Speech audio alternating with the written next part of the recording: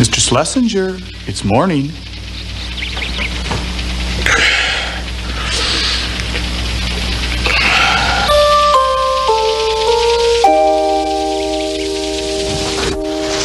It's 6 a.m. Eastern Daylight Time. Rise and shine, Barney dear. Get up, you sleepyhead. Get up, get up. Too loud, honey. Too late.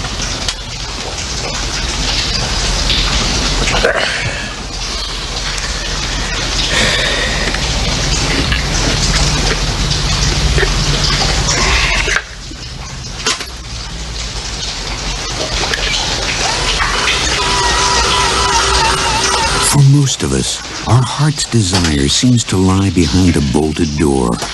But what if the lives we find so familiar were someone else's dream come true?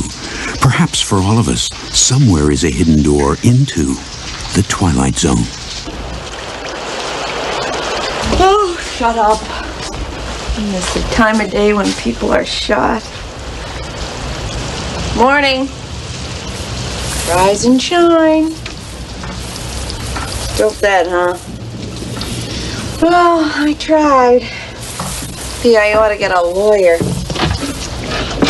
Morning, honey. Oh, well. It isn't the creature who lives in the basement. Cleaning it up, I hope.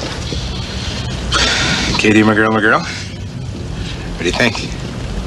It's alive. Big deal. No, it's not.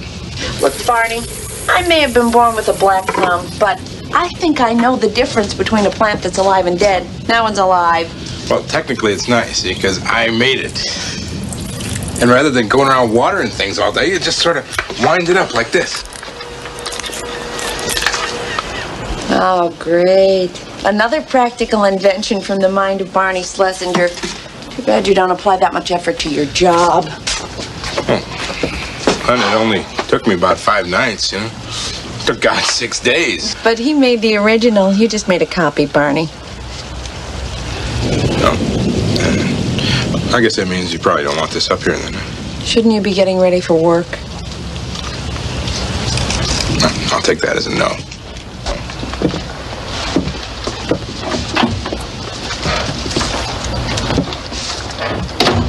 Nobody needs copies, Barney. How about the Xerox?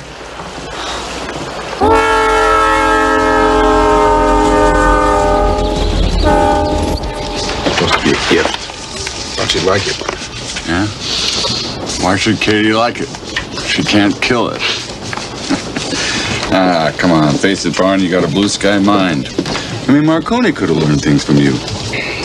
Look, it's just that your timing isn't right. You're a little, I don't know, out of step. I thought that mouse missile thing had real possibilities. Yeah, it was deadly. Yeah. So the explosion left those little mouse parts all over the place, you know. People would rather have their nice, neat traps, I guess. You get enough sleep? 4 solid hours a night. Well, you see, Barn, I mean, that's no good. I mean, you can't get anywhere by working yourself to death. You having those dreams again? Every night for the past week. What was it this time? Garden party? Or were you just examining your collection of fine wine? Just waking up, that's all. Yeah, but I don't understand that. Who's waking up? You or the guy in the dream? Me? They're him. They're both of us. You know, ever since I was a kid, I've had this feeling that I was living in 2 worlds at the same time. 2 worlds that are just kind of side by side, but very different. Yeah. It's starting to get a little confusing. So enjoy the fantasy. At least you got that much. Yeah, but it's happening every night lately, and I'm just worried. You think maybe I'm losing my mind? You come on, Barn.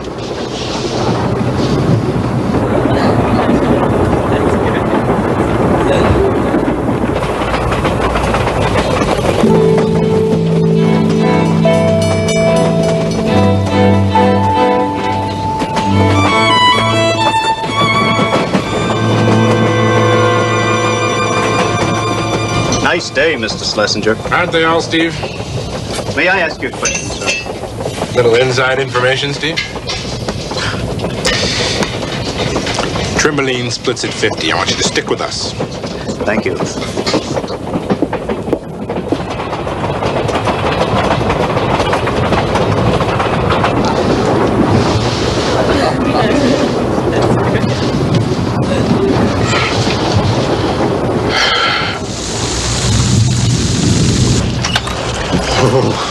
Sorry I'm late. I suppose you're expecting dinner. Oh, sure. Dinner. No, let's talk first, shall we? You promised me you wouldn't disturb my workshop, huh? No, you promised me you'd clean it up.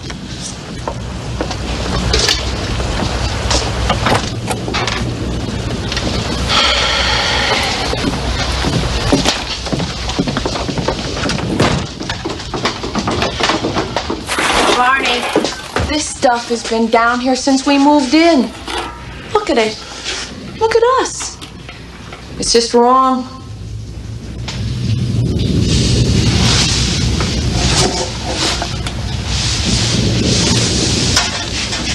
All right. You're right. I'll clean this stuff up. And then we can start over fresh. And you can stop working on these stupid inventions. Well, they're not stupid, all right? Even if they were, hon, I don't think I could stop. My mind just works that way. Well, then let your mind work on this. If you want to sleep in my bed, you'll clean this up tonight.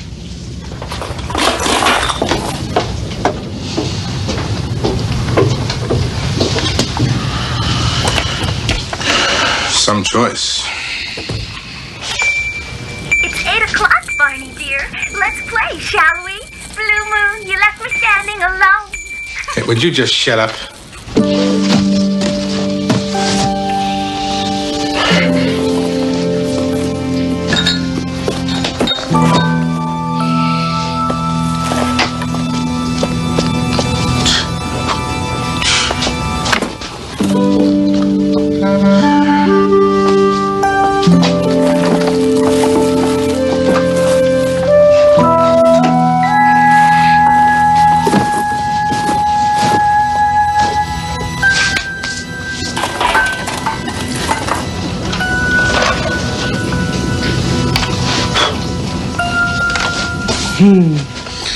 Good old mouse missile.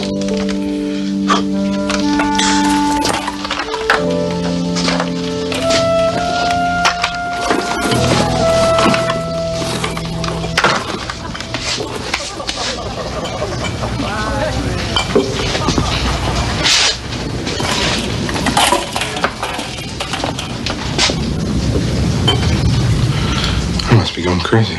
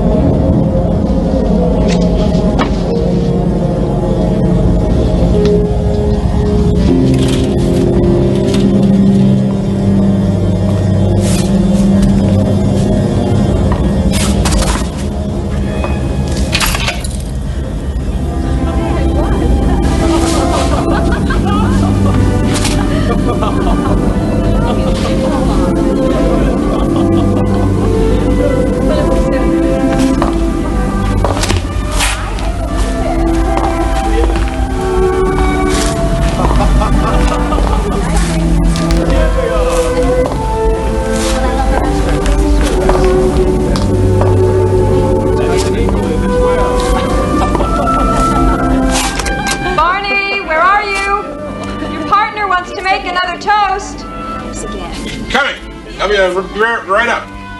Hurry!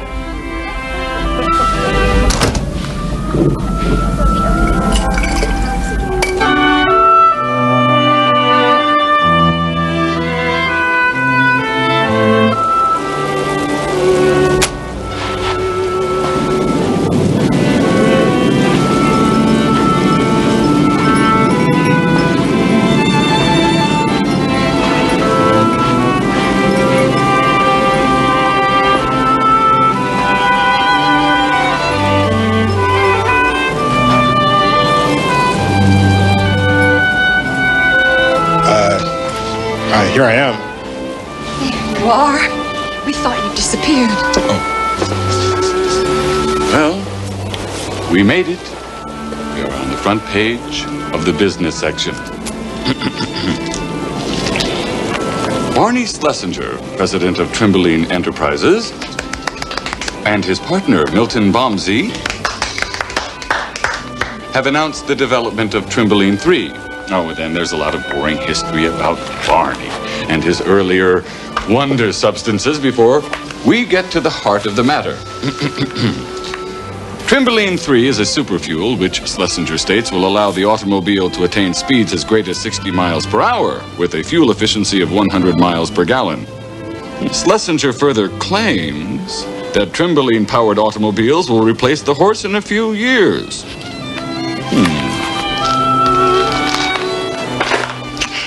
I get the impression, once again, they are skeptical. And once again, they will learn. Barney Schlesinger is a man ahead of his time. Well, let's hope so. A toast. Great. Well, to my best friend and partner, whose inventions have made the world a better place, and all of us a little richer. Here, here. All right.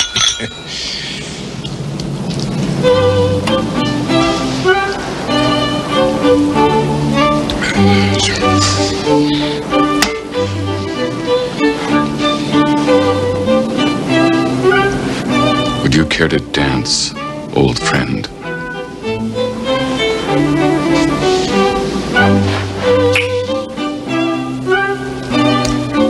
Yeah.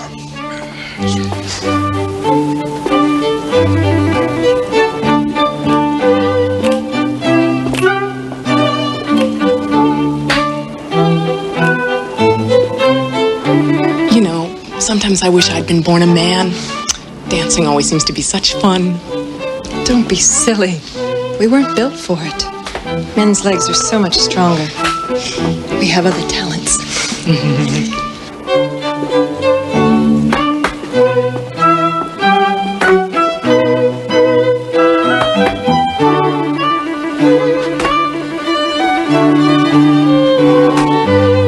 Isn't it high time you made an honest man of the lovely Mr. Schlesinger? Propose to Barney? Well, I must admit the thought has crossed my mind. He's so successful and intelligent. He's such a cute dancer. But you know, when he's with me, I'm never really sure he's with me. If you know what I mean.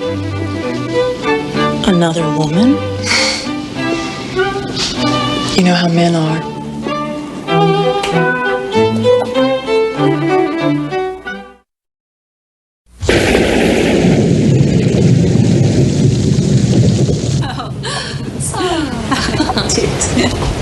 Thank you for a lovely evening, Barney, in spite of the weather. The carriages are here, ladies. Mr. Bomsey. Hurry along, Milt.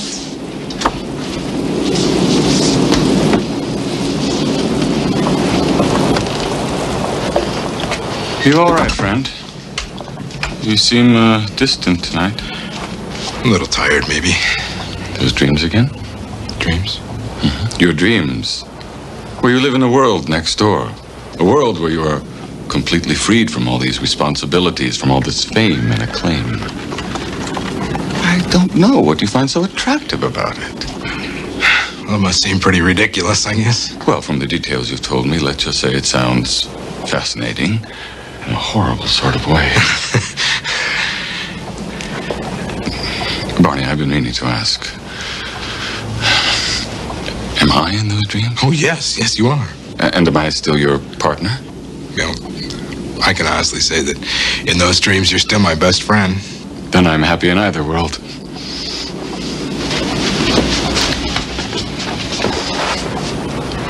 Stay here, Barney. We need you as you are.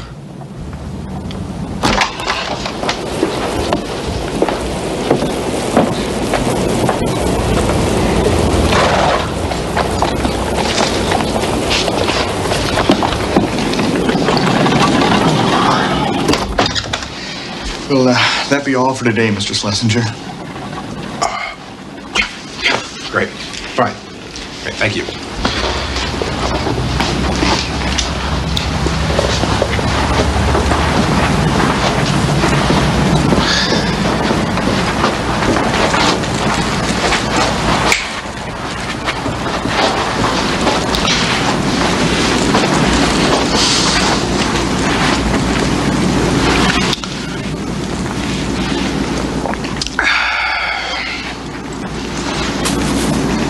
Too bad you have to wake up.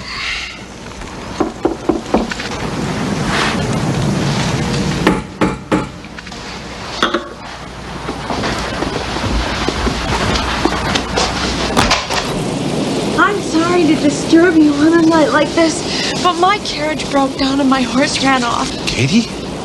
Have we met? No, I don't believe so. But you know my name. Well, you look like a Katie. Yes. Well, please, just go ahead and sit down while I find the butler. Jeeves? Morgan? Henry? Coming, sir.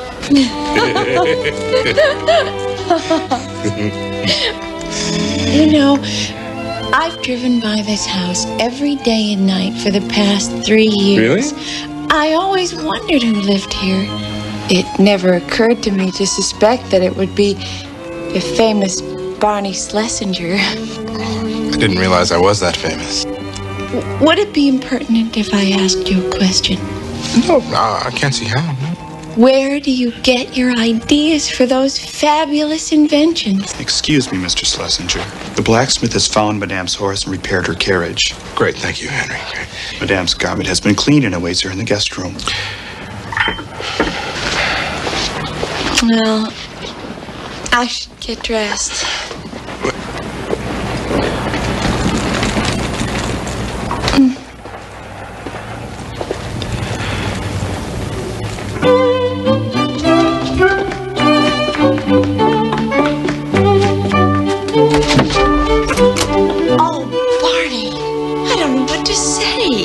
I've just about given up. Oh, I'm almost finished, huh? You know, honey, I don't mind you spending your time down here making things if you just straighten up.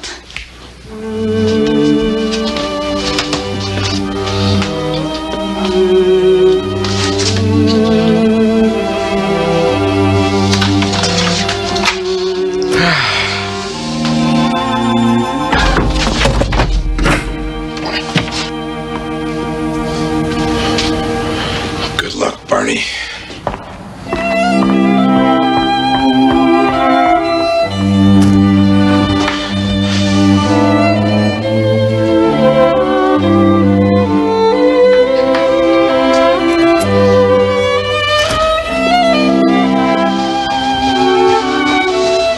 I can't thank you enough for your kindness. Oh, no, my pleasure. A little going-away gift from me to you. Oh, how wonderful.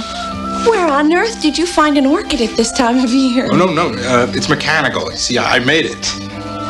You made it?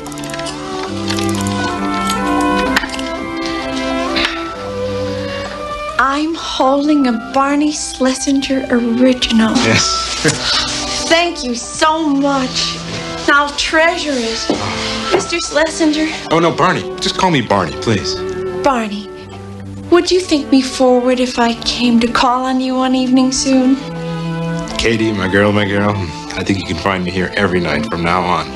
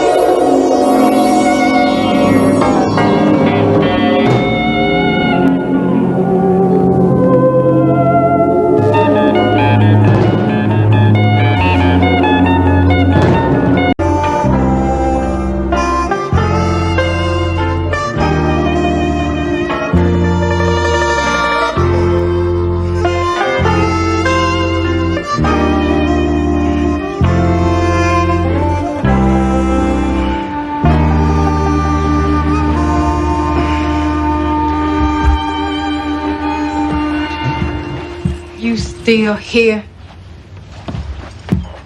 I'll come back and get my things after my shift.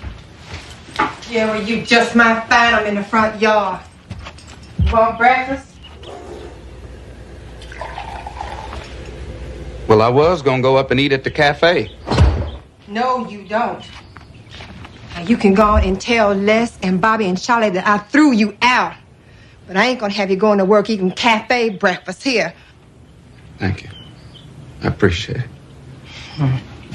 Melissa, look, this whole thing just one big mistake, baby. I swear that girl don't mean nothing to me. She meant enough for you to go and sleep with her. How many times I got to say it? I am ashamed of what I did. You ashamed of what you did, or you ashamed because you got caught? Well, what you want me to do, huh? I mean, you want me to beg you for forgiveness for the rest of my life? How the hell you want your eggs?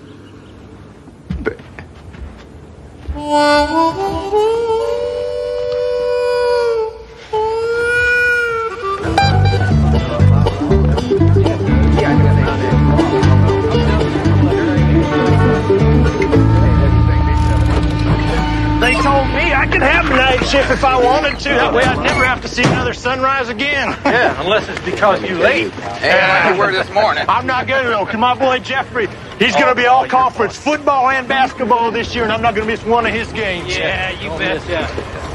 Oh, my dog. Oh, come on. Don't start singing this early in the morning. Wilson, Parker, you two guys hang on a second. I'm taking you guys out of shaft 15 this morning. Oh, that's great, Smith. Get to work on our golf. We need a crew in the junction. Junction? What the hell for? That's the oldest part of the mine, Schmidt. It was robbed before we was even born. It's a good thing you guys aren't running this company. We had a geophysical team from the university down here last month, and they say there's several $1 million worth of coal in those branches. Gasification? Yeah, coal gasification. Got a pilot plant over in Charleston starting up to do just that. Get to it, boys.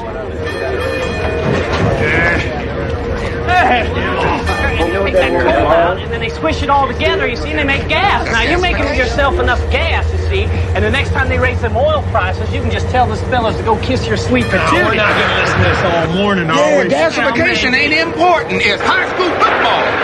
That's what you say you read. I don't know about that. Last that article tell you this part of the mine's about 100 years old? Well, maybe it did, maybe it didn't. Charlie, maybe it's not too late to change shifts. 13C. 13D, that ain't right. What's the matter, Charlie? Bro? Well, that last turn should have put us in pillar 11. This says 13. Well, maybe somebody changed the numbers when they closed the junction. Nah, more likely we took a serious wrong turn back there. Last, Bobby, you track back to the shaft and get old Schmidt on the phone. Okay. Hey, Charlie, if we're not back by noon, You start without us. Get out of here. See you around, Bill. We could be digging down here for the rest of our lives, Joe. why worry? You're not going anywhere, John. You can make this a home away from home. Well, I hear you're gonna need one anyway. Charlie, you ought to take a look at this. Hey, Charlie, I think you ought to take a look at this.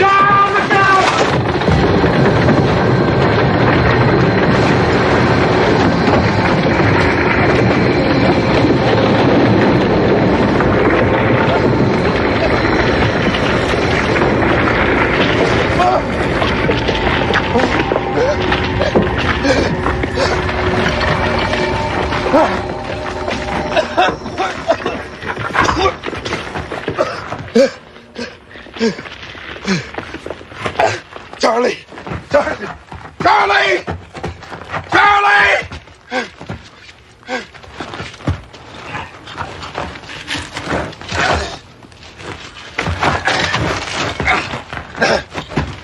Charlie! Charlie!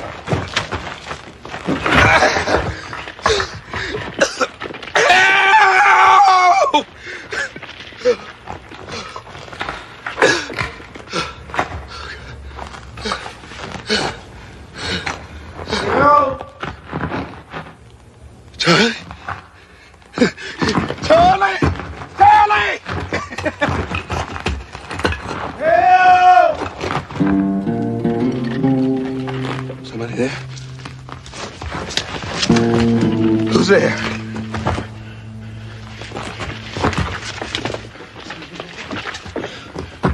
Somebody there? Yeah! I can use a hand! Who's there?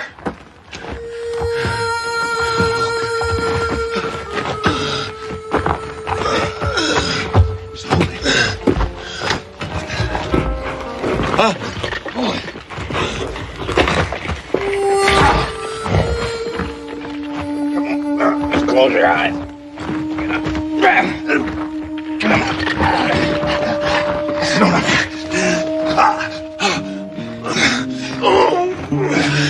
Thanks. No problem, Dave. I like to broke my leg. Yeah, let me take a look at it. Don't touch me. Come on, let me take a look at it. Yeah. Now look, I think it is broken. I'm gonna make you a splint. You ready? What's that? What? On your wrist. That's a wristwatch. Hey, come on, man. I need that. Now, you ready? Yeah. All right, hold on. Just hold it. Yeah. When you're done, you turn out that fire. Huh? Turn out the lamp. Start an explosion. This ain't gonna cause no explosion. I'm just hoping that the batteries will hold out. Now, you hold this for me. Right there. No heat. Hey, come on, man. Right there. What are you doing? That's our light. I've never seen a lantern like this before. Yeah, well, you can pick one up at any hardware store. Costs you about $150. $50. That's 3 months' pay.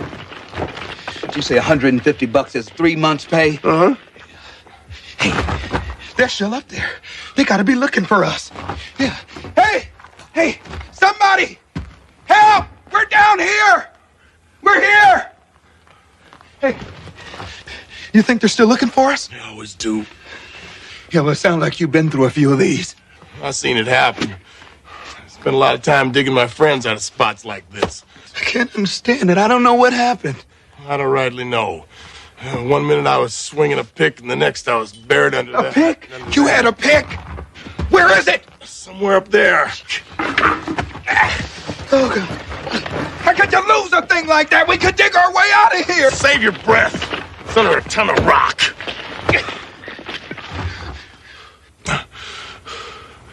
I don't believe I know you. I didn't know we had colored working in the mine. Yeah, well, we're all over the place, buddy. I don't think I know you either. I ain't never seen you, not on the day shift. You work the day shift and you don't know Ray Dobson? No, I don't. I'm the senior man here. Are you right? In making what you make? Well, you ought to talk to your union rep, man. The only union men in this mine are dead men, sir. Now, Ray, this is stupid.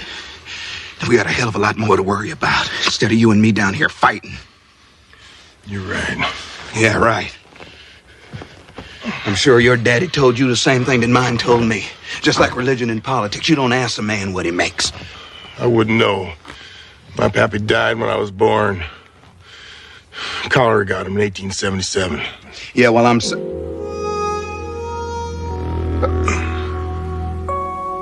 Did you say 1877? I did. Yeah, well, Ray, that makes you about 109 years old, buddy. On my last birthday, I was 35. Now, come on, Ray! I wasn't that good in math, but I do know that if you was born in 1877 and you just turned 35, well, that just brings you up to 1912. That's right. September 16th, 1912. Oh.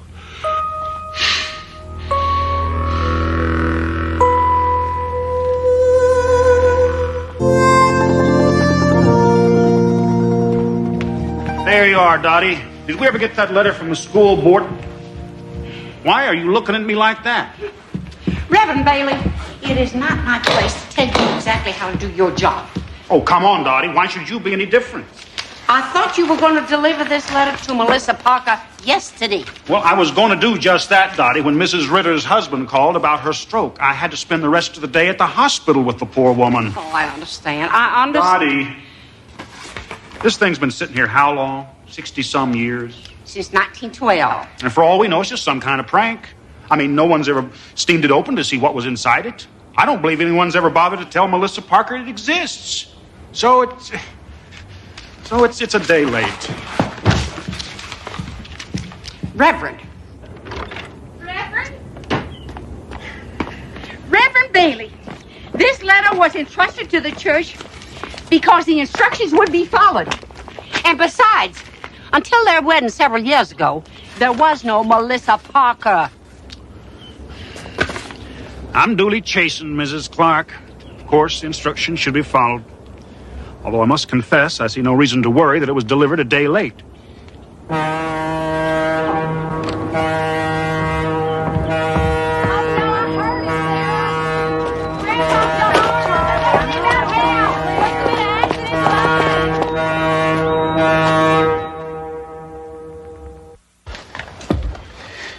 Yeah, that might work. Oh.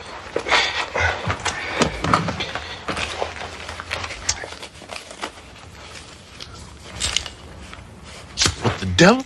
Come on. You're the one that was worried about flames. Now, you just leave that alone.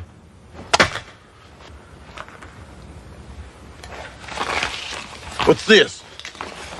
Well, the last time I checked, that was a $5 bill. Oh, yeah?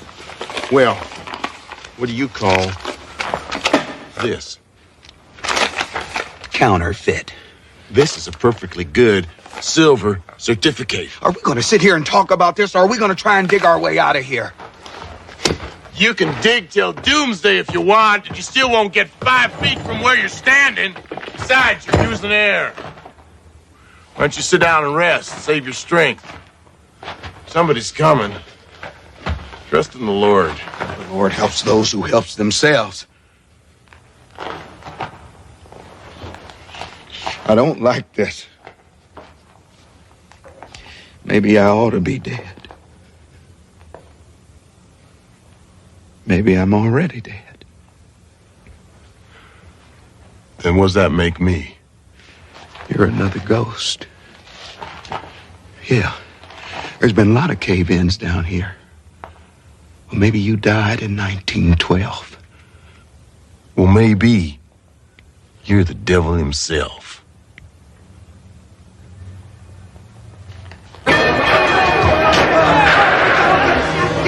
D13! We wanted D13! Oxygen D. 10 people defense. We had a whole tidal collapse. We're trying to get the man out. Keep him out of there so we can get the work done. We'll let them know who's safe as soon as we can. Now move out, boys! We need Charlie! And we need Bobby! Who's with you? Just last. Me. What about Charlie and the Parker? They were way back in the junction when the whole thing came down. Damn it! Watch out! Got you coming through! Hey, did you see Johnny down there? Did you find Parker, too? We're looking to find this, but the whole thing is down! He's out, man. Try to search for one man whose air's running out in 100 square yards of tunnel. We may never find him in that. What are you going to do, give up? No. We got a few tricks. First, Tyler, get the rescue team over to the junction. Bobby will show you the way. Les, pull that crew out of shaft 6. Get them over to the junction from the other side. Have them get some picks and shovels. Okay. That's the only way. Okay. Come on, you guys. Let's move, people. Ray, this air's getting stale. Tastes like coal. You gotta take it easy. Stretch out the supply. Yeah, well, can we talk at least? Can't talk, you might as well die. Yeah. Anyway, I was seeing Abby Carter at the time. She had this sister, Sarah. A twin. They was always pulling a switch on me. Just so happened they pulled it the very night I was going to propose to Abby. I guess I was so nervous I couldn't tell the difference. I went right ahead and proposed to Sarah, who said yes. Abby was so mad at me she wouldn't talk to me for weeks. Which one is that? Is that Abby or Sarah? It's Sarah, of course. She's the one that said yes. Ray, she looks like a good woman to me. You married, John? Yeah. I've been married several years. Her name's Melissa. She was my high school sweetheart. Sarah and I have been married 5 years. Yeah, well, 5 happy years, I hope. Oh, we had our ups and downs. Yeah, well, right now I'm having one of my downs. I've been making mistakes. Mistakes I'll be paying for the rest of my life. My mama used to say every night when the sun went down, it was the death of the sky. But at dawn, it's reborn.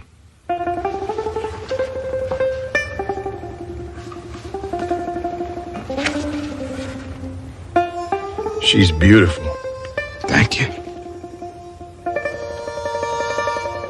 There's color in this picture.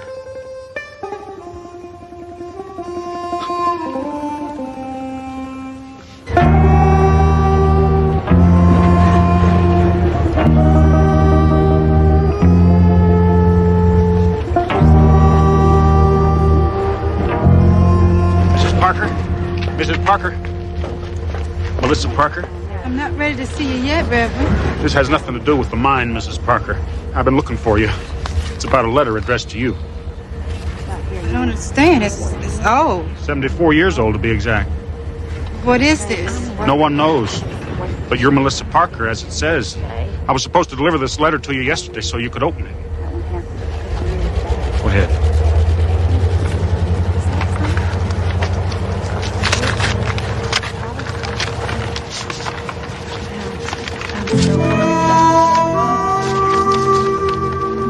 Dear Mrs. Parker, this will strike you as madness, but there's no other way to put it. If you are reading this on September 15th, 1986, then you must stop your husband John from going to the Casu mine. On September 16th, he will be trapped in a cave-in.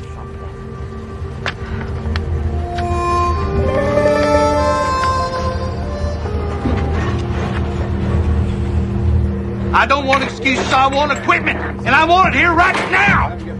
Melissa's on her way in here. She's got the Reverend with her. That guy works fast. What about the vent shafts, Dutch? Can't we check those? Junction's an old dig, Bobby. They didn't drop as many vent shafts as we do now. Yeah. We're just going to have to face facts. Our chances of finding Parker are non-existent. I'm sorry, Please, Melissa. listen to this. John Parker is trapped in a junction in a tunnel opened September 2nd, 1912. Approximately 25 yards north of Pillar 11. Let me see that. Where'd this thing come from? It's been in a safe at my church for some 70 years. Reverend Watts showed it to me when I took over. Good God, Reverend, I can't pull my crews out of Shaft 12 right now. You don't just pick up and move a crew like that on some goofball idea. Parker's dying down there. Do it. Do what the letter says. Melissa, Look, you're the one that sent him down there.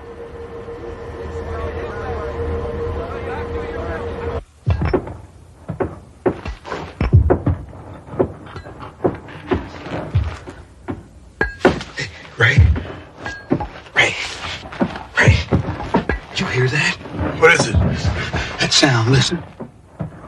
Ray, there's somebody up there. We're here! We're here! We're here! Hey, come on! Keep coming! We're alive! We're here! Come on! We got him! Come on! Look out! He's got a foot back! He's gonna get away here!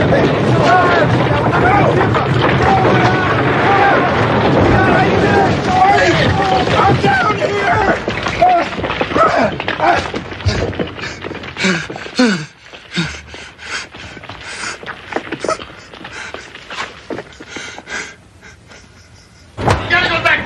I got him. I'm telling you, you gotta go down there. He's still down there. Will you listen to me? I'm telling you, he's still down there. What's he talking about? He's only one missing. Too much dust, I suppose, makes you see things. Oh, Ray, you're safe. Thank God. Oh, God. Sarah, this man saved me. His name's John Parker. He didn't know me. He didn't have to help me, but he's still down there. Oh, Ray, it's all right. You're safe now. We can go home. I got you back. I can't just leave him down there. Ray, they say that you were the only one down there. Here's a picture of his wife. He told me all about her. The picture's painted. I know this sounds crazy, honey, but this man's from the future. And somewhere, somehow, she's worrying about him just like you worried about me. I gotta help him, honey, even though it may mean interfering with the Lord's plan. Ray, No. Will you give me a pencil and a piece of paper?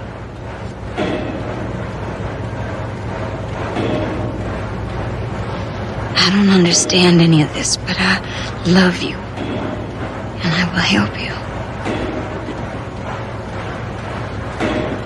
Your husband saved my life, Mrs. Parker. And if you believe that a man facing death thinks only of those things that are important and true, you should know that John was thinking of you. He's too good a man to spend his life begging forgiveness. Sincerely, Ray Dobson. Hey, this guy will do anything to get out of work for a day. We had to beat him up a little bit, but we got it. Oh, done real good. Bobby, sweet mate, man. It's okay, Melissa. I'm all right. Melissa. I'm sorry. I'm so... Let's go home.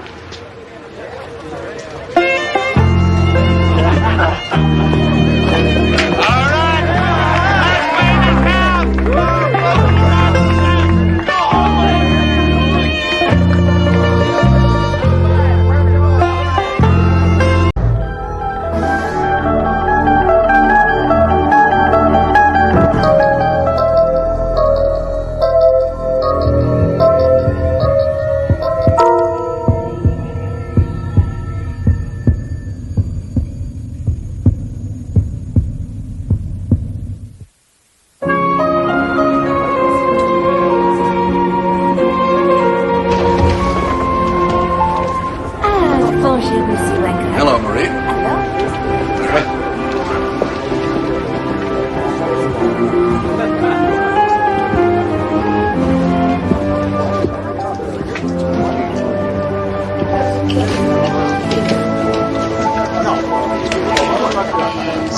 Thank you, Bree. Bon appetit.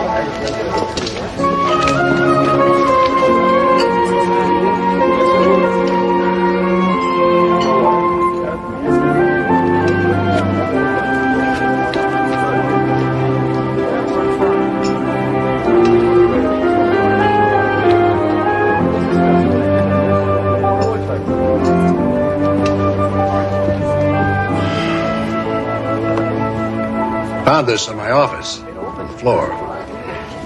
I think you dropped it.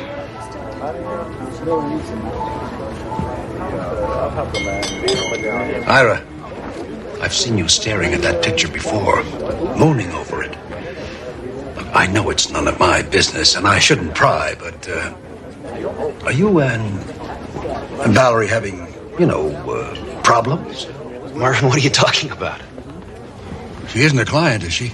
A client? Ira, is there something going on? With her?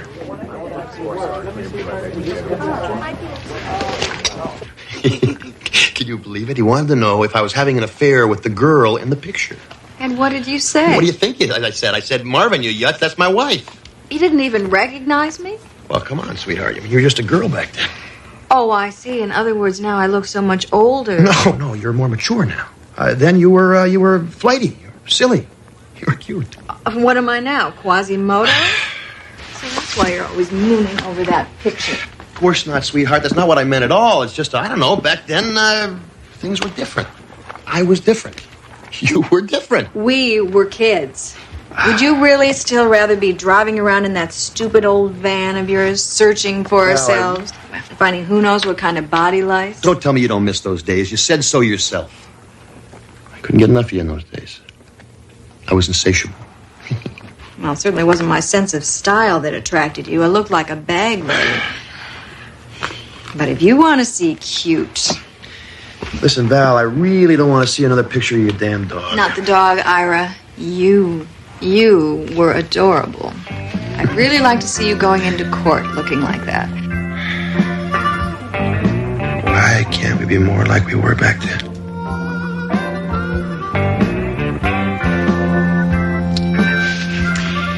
It's late. I gotta get up early. Hey. I am still insatiable, you know. So take an appetite suppressant or something. I'm going to sleep.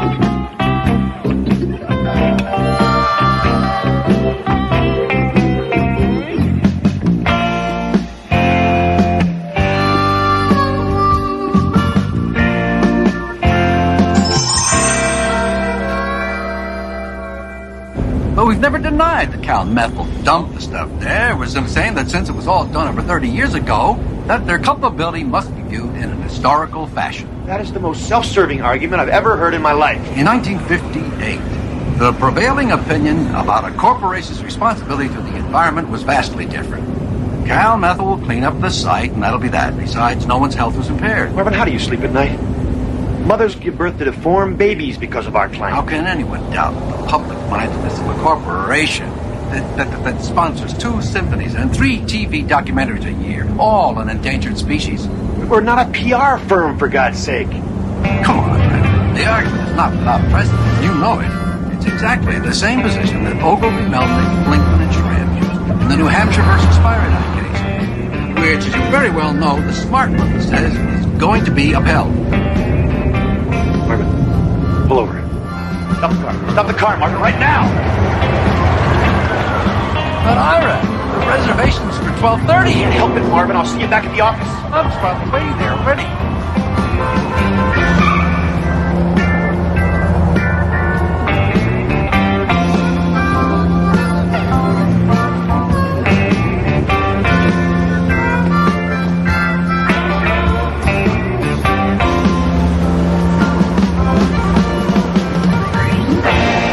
Hey, babe, how's it going?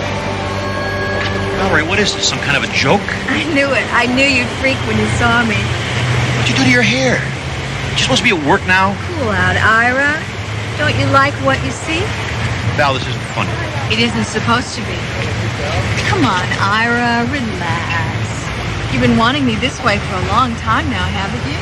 Yeah, but Then quit fighting me.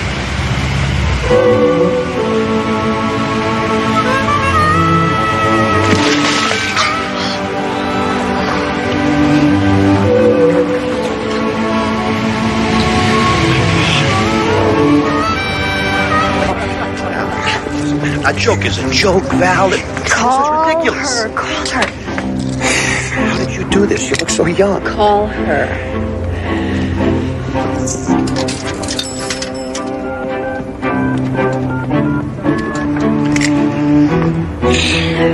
Hello, aerobics. Can I help you? Yeah, Annie? Ira? Yeah, it's Ira, right. Valerie's not there, is she? Yeah, of course she is. She is? I told Yeah, you want to talk to her? Yeah. I'll put her on. Hello? Valerie? Ira? What's wrong, hon? You sound... Wrong? No, nothing's wrong. I won't be home for dinner. You have a late appointment. I have a late appointment. Oh. Okay. Ira? Yeah, Val, listen, I'll get something to eat somewhere. Love is all you need. Love is all I need. Listen, Val, I'll get something at the deli, okay? Ira, are you sure you're all right? You sound like you've had a stroke.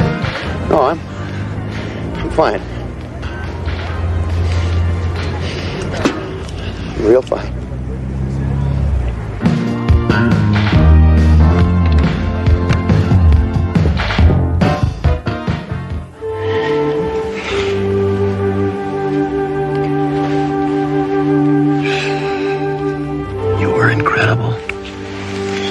The whole afternoon's ahead of us. totally wiped out. I'd have to be hospitalized by nightfall. This day, it's real. You are real.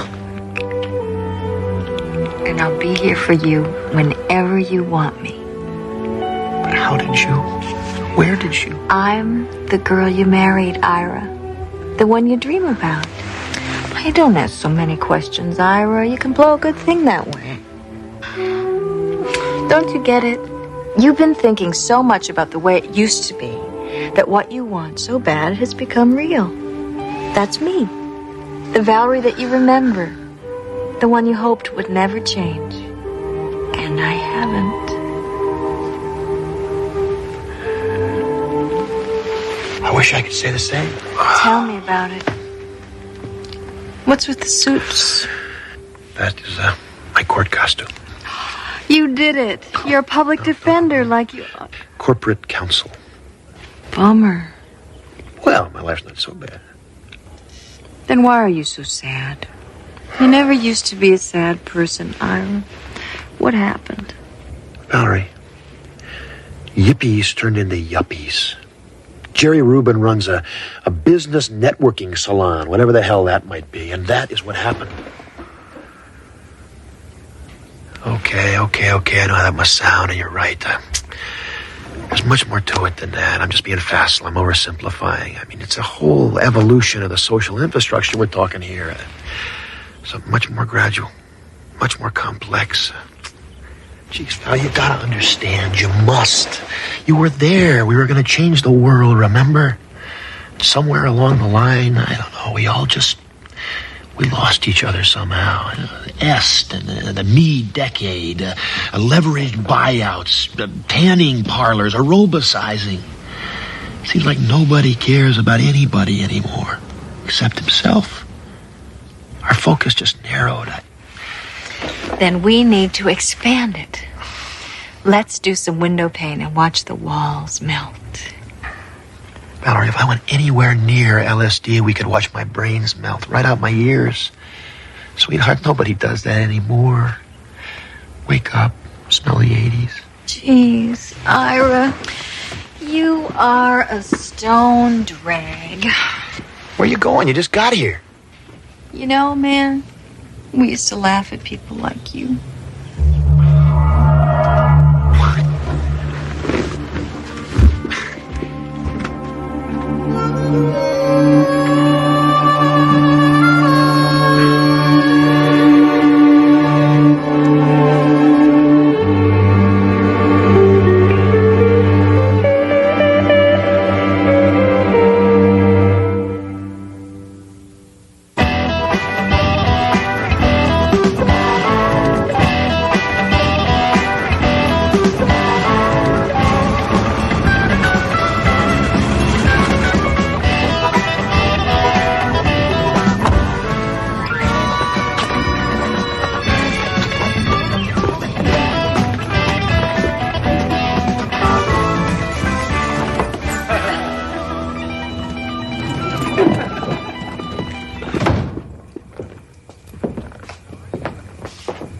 Valerie?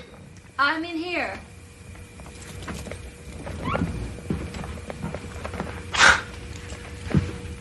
Who's laughing in here? The TV, Ira. I turned it off when I heard you come in. There's nobody here but me and Herman Hesse. Sid Harton, huh? Wow. You know, there was a time that I thought the whole damn key to existence was contained in this book. You were reading with the TV on? Yeah, I just got an urge. It's something you said last night.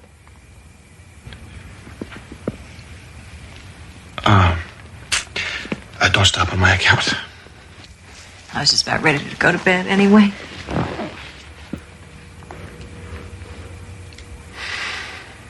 You go on. I'll be up in a while. I have some transcripts to proof.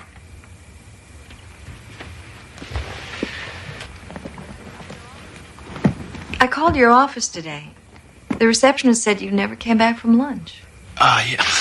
There was a meeting at Cal Methel on short notice. Took all day.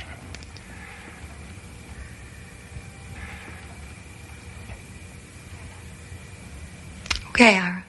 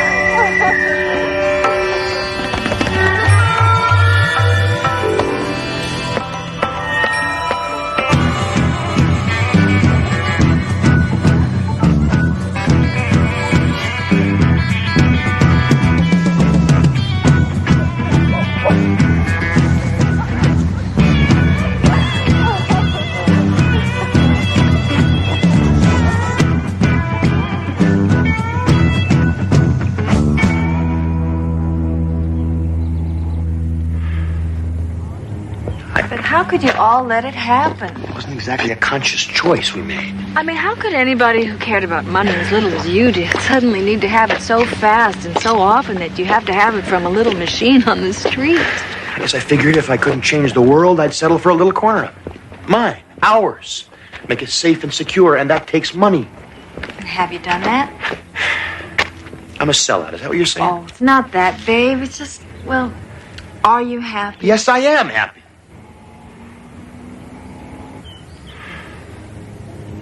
I don't know. Most of the time I am.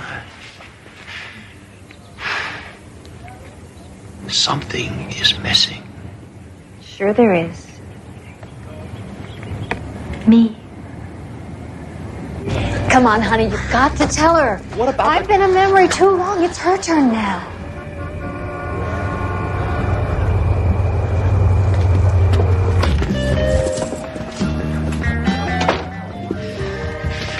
I had a great time. Felt like a kid for a while, but I cannot do this to her. This is my wife we're talking about. Ira, who am I? Oh, God.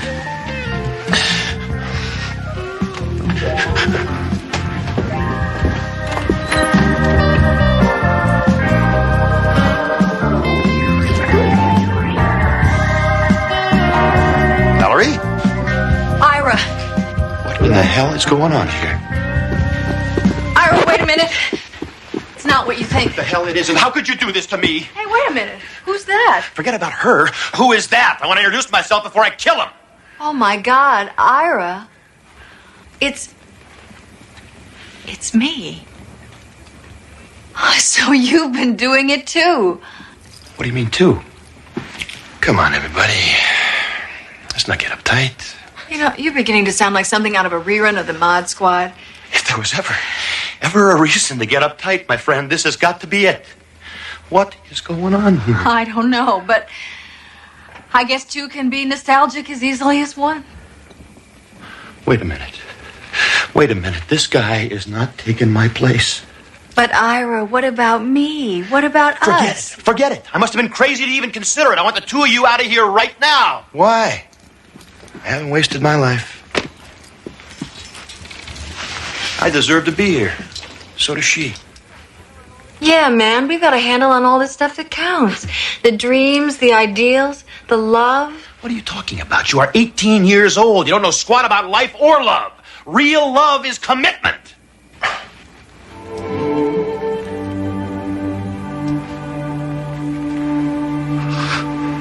What am I saying? But you're right. You're absolutely right. Ira, we almost made a stupid mistake. Say, we nearly lost each other because these two. Where'd they go? Who cares?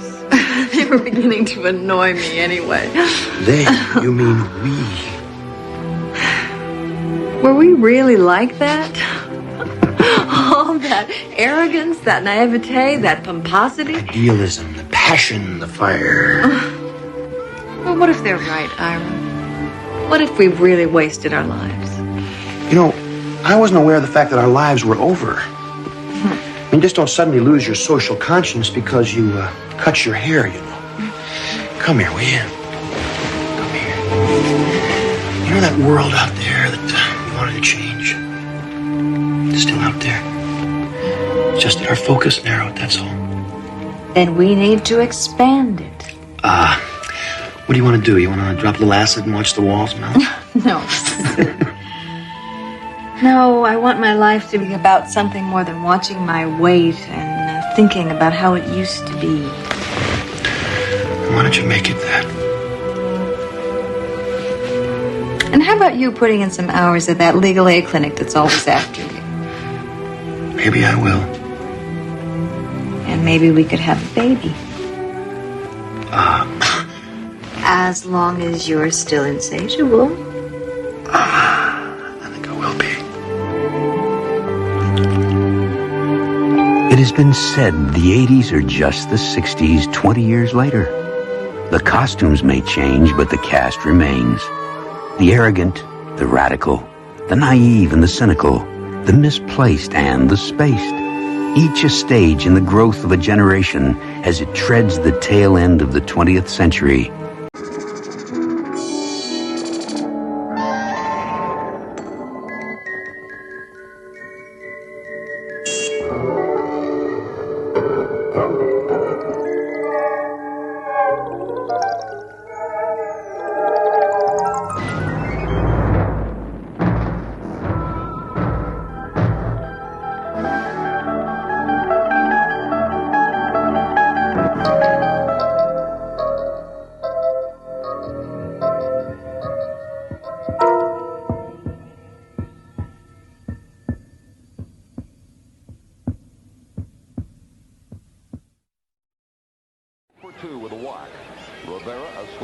It's been said that the body is the means through which an athlete can best reveal the dynamic potential of the human spirit. But what happens when the means to that expression is injured beyond repair? Meet Ed Hamner, a once prominent player in the big leagues, a man who's never resolved himself to his fate as a non-participant, but who will soon be forced to bat in the Twilight Zone. And the pitch. There's a drive to right center. It is in the gap. Man, go. First, That's it. Dig. Man, Take three. Second. Yeah. Here's the relay from the outfield. Man is in there with a Hey, Paula, come on in. Come on. Carson working fast. The pitch. The routine bouncer to short. The throw to first, and that's the ball game. The Tigers' slump continues. Bet they wish you were still hitting cleanup. Oh, I don't know. I had my share of big swings that came up empty. Hey, how was practice today? Pretty good. Brian Claiborne says he's going to teach me to throw a curveball. Hey, I'm not going to. I remember what you said. You're too young to throw a curve. You'll only hurt your arm. And besides, that fastball of yours is enough to get anybody out. But you gotta concentrate. Remember, if you ever feel like you're losing it, just step off the mound, take a deep breath, completely clear your mind. Confidence and concentration. It works every time.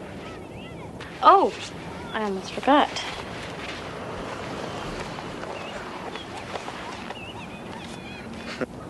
Well, I hear 20 Ed Hamners will get me a Reggie Jackson. Yeah, come on. Good. But that's not even the real surprise. Take a look at this one. Monty Hanks? Never heard of him. Well, not much of a career, 2 years. Good stats, though. 7 home runs his second year. That was a lot in those days before the Babe. He looks kind of familiar. Kind of like the guy you see in the mirror, right? The guy at the shop said he's been holding on to that car for years. Only one like it he's ever seen. It's an off-brand. It's not even listed in the catalog. Well, I gotta go, or Mom's gonna have kittens. See you at the game tomorrow. Of course, 3 o'clock. Okay. Oh, hey, what about your card? It's a present. I got it for you. Take care of old Monty.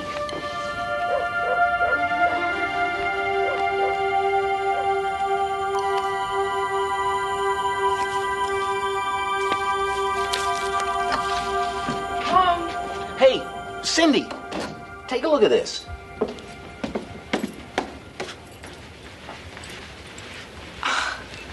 Another baseball card. An old one. An old expensive one. I thought you were going to be revising your resume today, Ed. Your interview is tomorrow. You promised you'd try. Yeah, but it's the weirdest coincidence I've ever seen. Paula gave it to me. This guy looks just like me, and what's more, in 1909, this Monty Hanks guy batted .322, had 87 ribbies, and stole 31 bases. Is that weird or what? Or what? No, but those are even the same stats I had my first year up in the majors. That's very interesting. Yeah, I thought I had a bad break. This guy really got shortchanged. His team was in the pennant race late September. He got hit in the face with a pitched ball. Never recovered consciousness. Look, will you pay attention? Your interview is tomorrow, Ed. I think it's a lot more important than some baseball player that died before you were born. You know, Larry Dula is a big fan of yours, and you promised you'd try for me. I will. I'll be fine. That's at 2 o'clock, right? I'll turn on the old charm, get the job, and be home by 7 with a bottle of champagne to celebrate my gainful employment. How's that?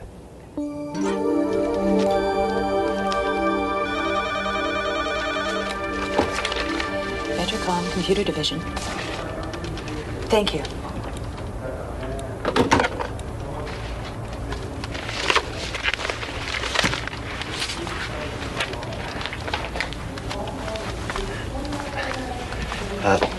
I had a 2 o'clock appointment. I'm sorry, Mr. Hamner. I realize you've been waiting a long time, but Mr. Dula is still on his conference call. Would you tell him I had another appointment? I couldn't wait. All right, we know you can do it. You can strike high, you can get him.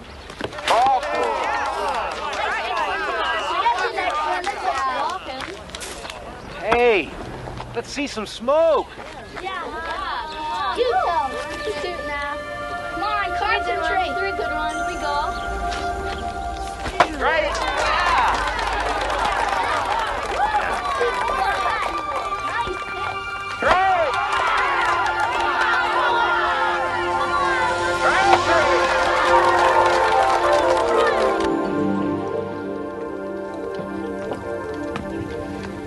Well, look who's here. The Rookie of the Year. No, I'm late. I'm sorry. Paula's team won the championship. Coach took the kids out for pizza. They wanted me to come along. I had an hour and a half easy. I don't know. Somehow I just lost track of time. I remembered the champagne. Surprised you didn't pour it over Paula's head. Isn't that how it's done? What did you think we'd celebrate tonight, Ed? You could have had the Vetricom job, but no, you just walked away from it. Maybe it's just as well. I mean, all I know about selling computers anyway. What about our future, Ed? It's been 2 years since your injury. Are you just going to sit around and feel sorry for yourself for the rest of your life? Do you ever think about me? Do you think I like paying all the bills while you sit around trading baseball cards?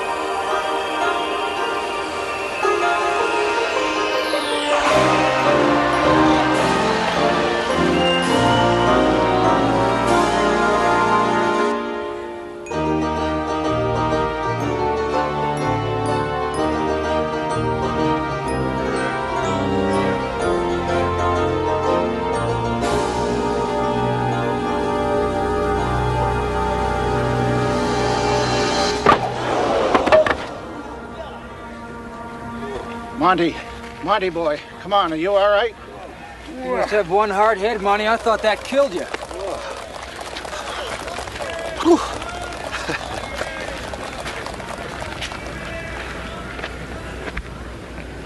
My leg. There's nothing wrong with my leg. Of course there's nothing wrong with your leg. It's your damned head that got hit. Maybe I should send Miranda in to run for you. No, I'm fine. Well, come on. This ain't no fan dance. Let's play ball. Play ball!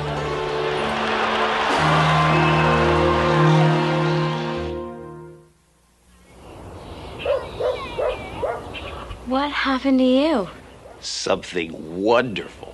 A busted nose is wonderful. And that's not all. Oh! Look at this. Oh, gross. I did it yesterday. Well, 78 years ago, really, but it felt like yesterday. It's a beaut, isn't it? A real strawberry. I got it sliding into second. Into second what? Second base. Spikes high in a cloud of dust. I had 2 stolen bases and a 3-run homer. But I didn't need this.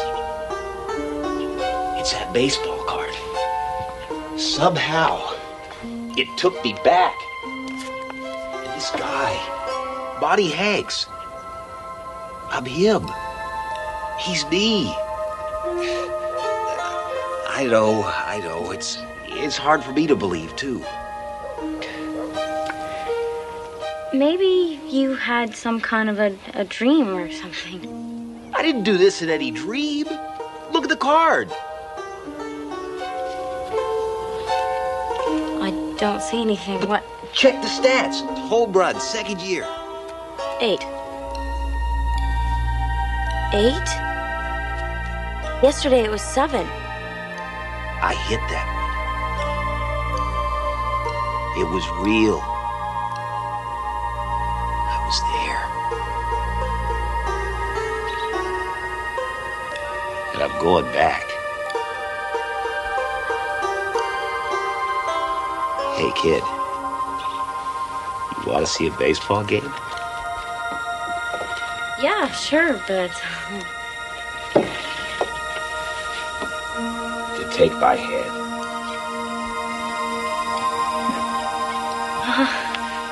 I don't know, Ed. This is a little weird. Hold on.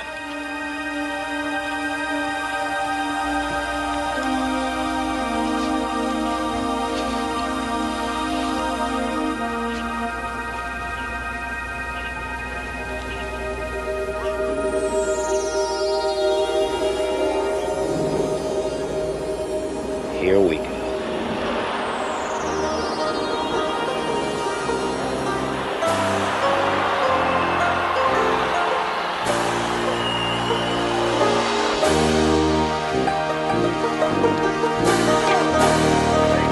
We get rough. Happened, Ed. Monty, you late. Get that kid out of here. Come on, look alive. We got a ball game to win.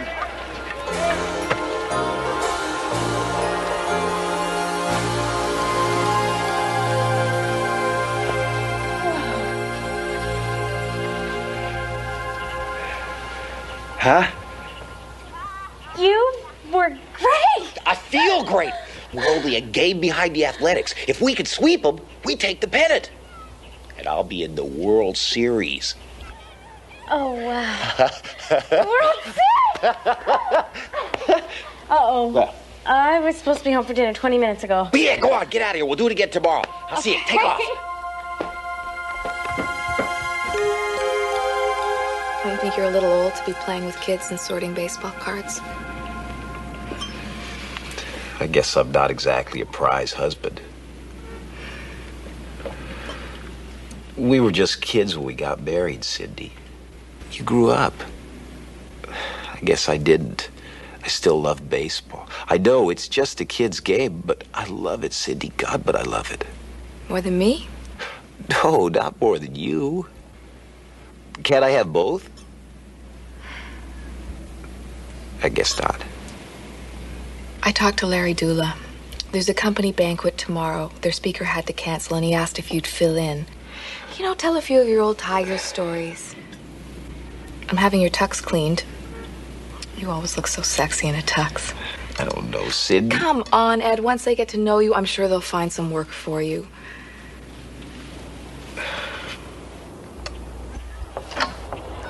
Oh, there you are. It's an early game today. I didn't want to leave without you.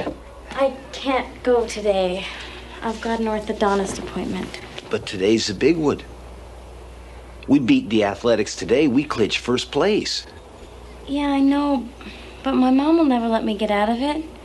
Especially for something I can't even tell her about. Well, I'll miss you. Won't be the same without you there rooting for me. Well, I'll still be rooting. I'll just be 78 years away. Big dinner party tonight. I'm meeting my future employers. You're gonna be a coach?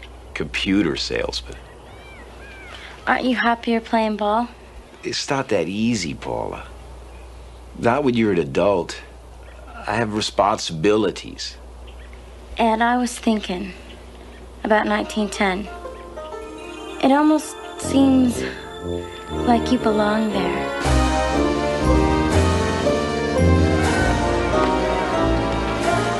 8 innings of goose eggs. I can't believe we're not hitting this guy. Sit down, Monty. You're driving me batty. You gotta score soon. What time do you suppose it is? Later than you think if we don't beat these bums.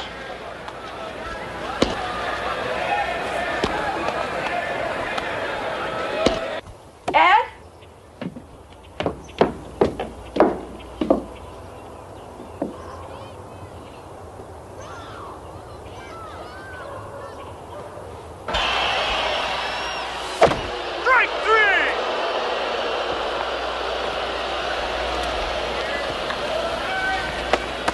You never swing at pitches like that. Your last 2 at-bats make you look like you don't even want to be here. swinging too hard, I guess. Yeah, well, now get out there and hold them. If they can do it to us, we can do it to them. Back, I got a problem. Oh, yeah, me too. If we don't win today, we don't get no pennant. Now, what's your problem? It's my wife, I promised her. Your wife? We're into extra innings. Mac, you don't understand. If I stay here, I stand to lose everything I've got, including my wife. I'm out of extra innings at home. What about here? I'm talking about the World Series. Are you nuts or what? Walk out of here and you don't come back. I mean that. Not tomorrow, not ever. Moran, take third. No. I'll finish the game. That's more like it. Now let's play ball.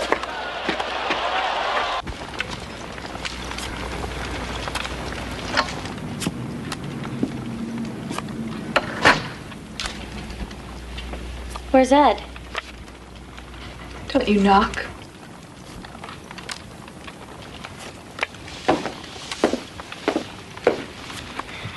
What are you doing to Ed's stuff? Repaying him? Each one of these cards is a day he wasted. Part of our lives he threw away. Look around you, Paula.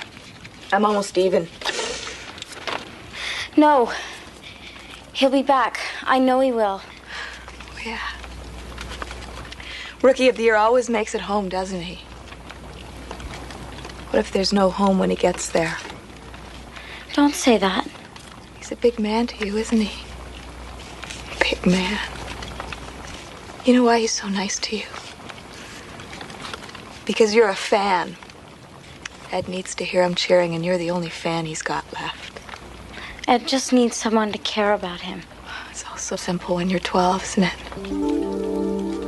But eventually you'll grow up and you'll realize you can't play games for the rest of your life. You're wrong. Give it to me, please. Thought I didn't notice it. Ed's latest treasure? Showed it to me the other day. Is it special to it? No, it's my favorite. Ed doesn't even care about it. I like it because I told Ed it looks like him, but he doesn't think so. Lying. I remember now the stats. Same stats as the Rookie of the Year. No! I bought it for him. It cost so much, my mom will kill me. Please don't. Take it. Take it and get out. Oh, that's right. Cherish it. You're a girl, Paula. You're just a little girl. But you'll grow up, and when you do, losers like Ed won't look so wonderful. I promise you that. He'll always look wonderful to me. Go on, go home. There's nothing you can do for him.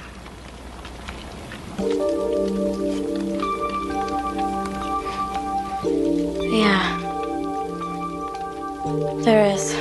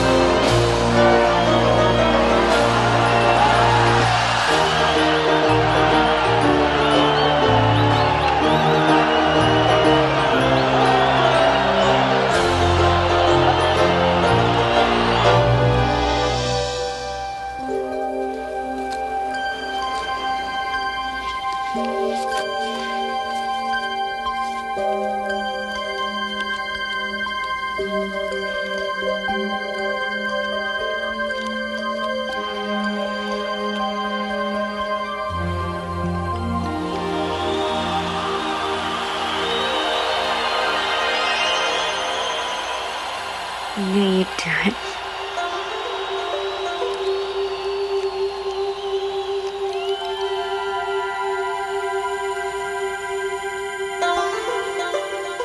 Ed Hamner, Monty Hanks. To some, a mere face on a trading card. But to a special friend, he's an eternal boy of summer. An athlete who found himself drafted by a unique team in a league that plays its games in the Twilight Zone.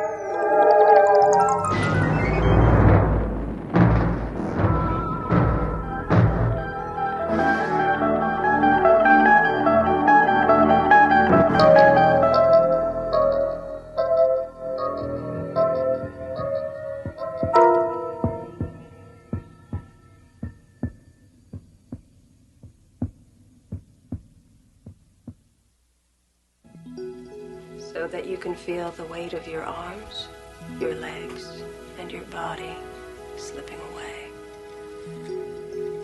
It's a pleasant sensation. You're free of everything holding you back. You can think with perfect crystal clarity. Your name is Lorraine Guston, but you've had other names before this, other lives. They're buried deep inside. But now as you begin to float freely, they start to rise up within you. You can see them clearly. Now, search them for the most significant memory of your past lives. Open your thoughts and let the sights and sounds come in. I'm sewing. I work in a dressmaker's shop. Good. What year is it? A long time ago.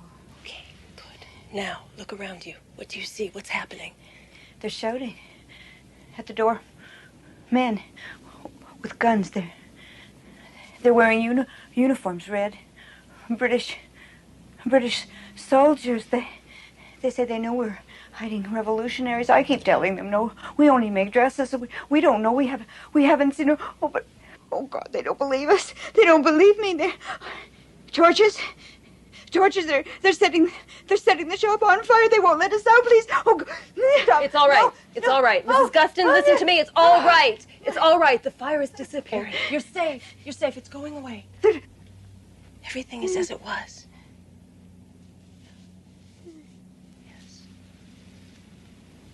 Yes, now you're starting to come back down. You're floating back down. You can feel the weight returning to your legs and your arms. I'll touch your hand, and when I do, you will awaken feeling refreshed, and you will remember everything you've seen. 1, 2, 3.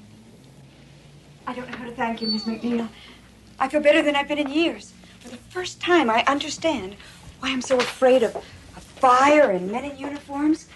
And to think it was a memory, and from so long ago. If we all knew that we'd lived before, and if we could remember those past lives, we'd understand ourselves so much better. Maybe we'd be kinder to one another, knowing that in a previous life we were poor or hurting or hungry. Oh, thank you so much. You're welcome. Have you ever tried yourself? It's ironic, I suppose. I've never been able to remember any of my own past lives. But I keep trying every day. Someday, who knows?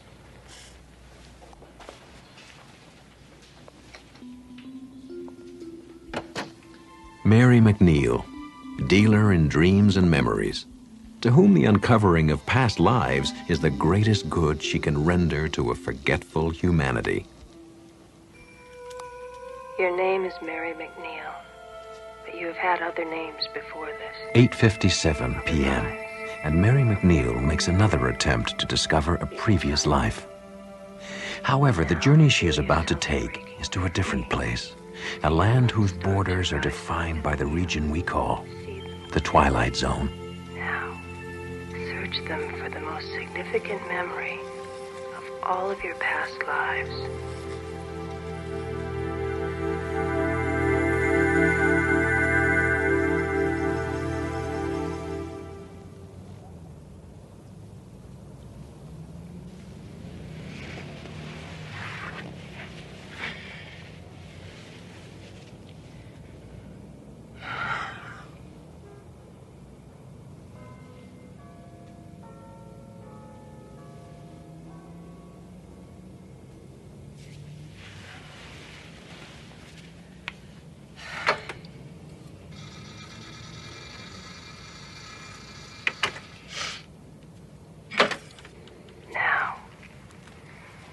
Search them for the most significant memory of all of your past lives.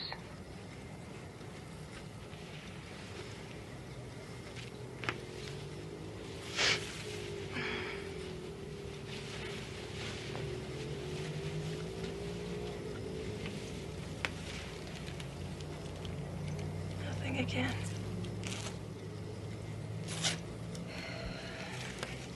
Well, at least I got some sleep.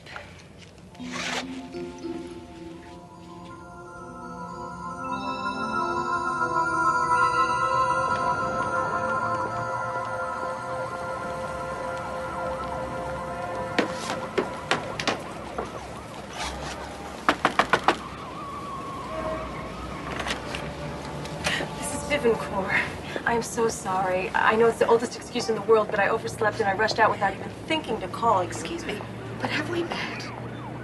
Oh, of course. We made the appointment by phone. I'm Mary McNeil. You called me last week about wanting help with your memory? You must be mistaken. There's nothing wrong with my memory. Oh, certainly. What I meant was the memory of your lives before this one. I can assure you it's a very simple process. In my last life, I was Corporal Lon Desmond. I fought in the Second World War and won the Medal of Honor. Awarded posthumously, of course. But you know? But how? The medal? It was nothing. I jumped on a grenade to save my squad. That's amazing. How did you know that? Look, I really don't have time for this sort of foolishness. Thank you, and good day.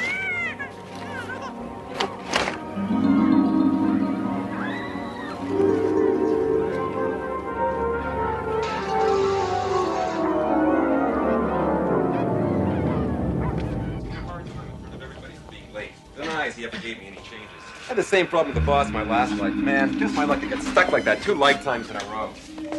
You know, how's it going with you, eh?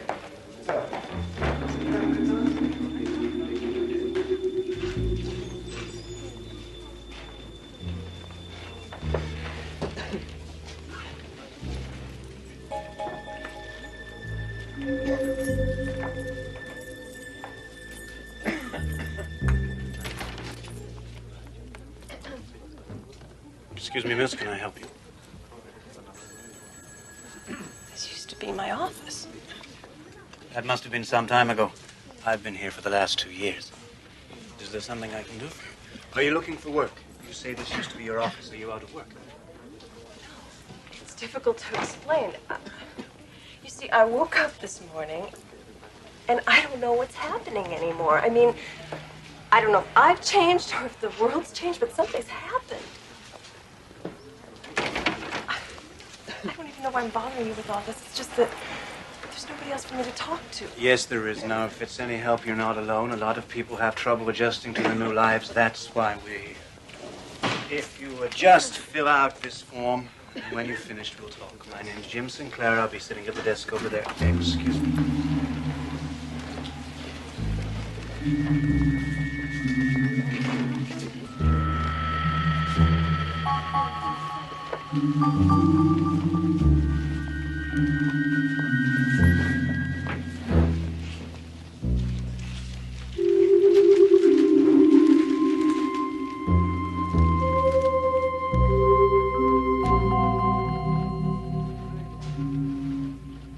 What's a regression therapist? It's nothing. I don't think it matters anymore. Relationship counselor, self-help instructor, 2 years as head of a crisis counseling unit. You have a high priority on helping others, an admirable quality. I see you didn't list anything from your previous life. I didn't know that you could. It helps, particularly when you've developed no skills in this life. Now, if we can just run through the jobs you had in your last 3 or 4 lifetimes, starting with the most recent. We won't go back more than a couple of 100 years. There's not much call for blacksmiths.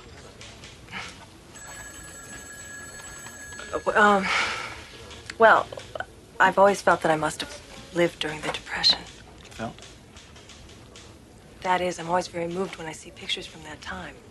As if I knew what those people were going through. Could you give me some references for this life? Name some of the people you might have known. I really don't remember. Addresses, marriages, schools, technical, liberal, anything at all? Look, I'm trying to help you, Miss McNeil. I can't do that if you won't help me. I didn't say I wouldn't. Listen, I'm sorry I took so much of your time. Thank you for your help.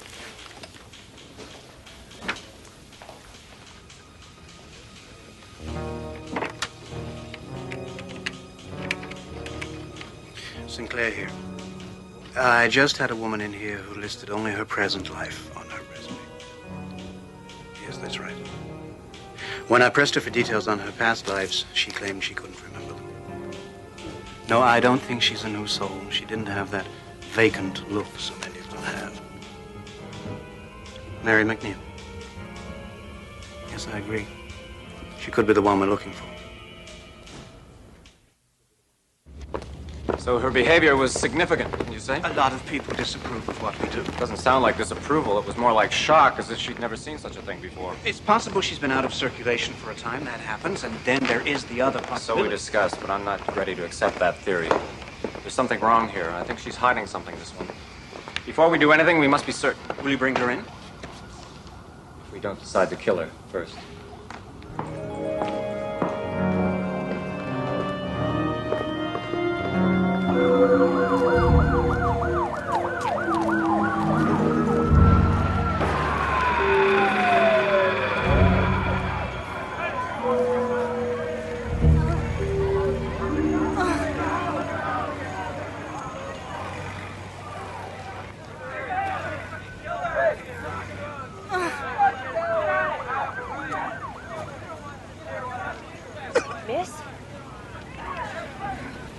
Miss, are you okay?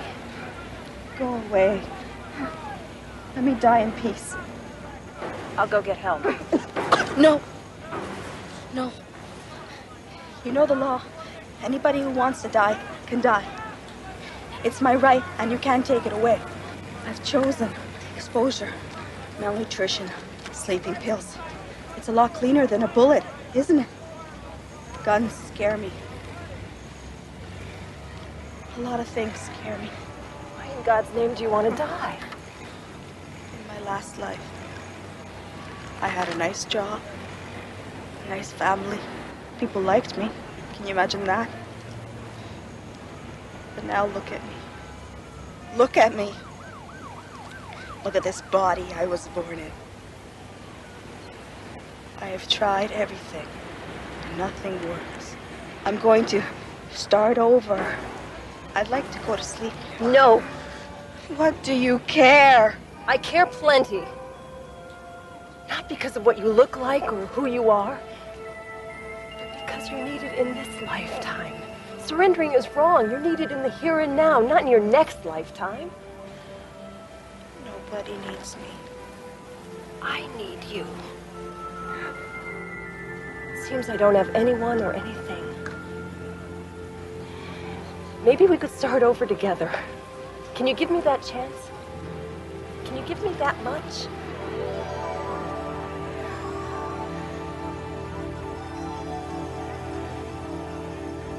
I'll go get help. I'll be right back. There's a woman back there. Can you get an ambulance? I think she's dying. This man from the agency. No. Sorry, miss. No. No. Promise me you'll get that woman an ambulance. We'll look after Promise her. me. I promise. Okay, let's go. What about the woman? What about her? I made a promise. Get her an ambulance.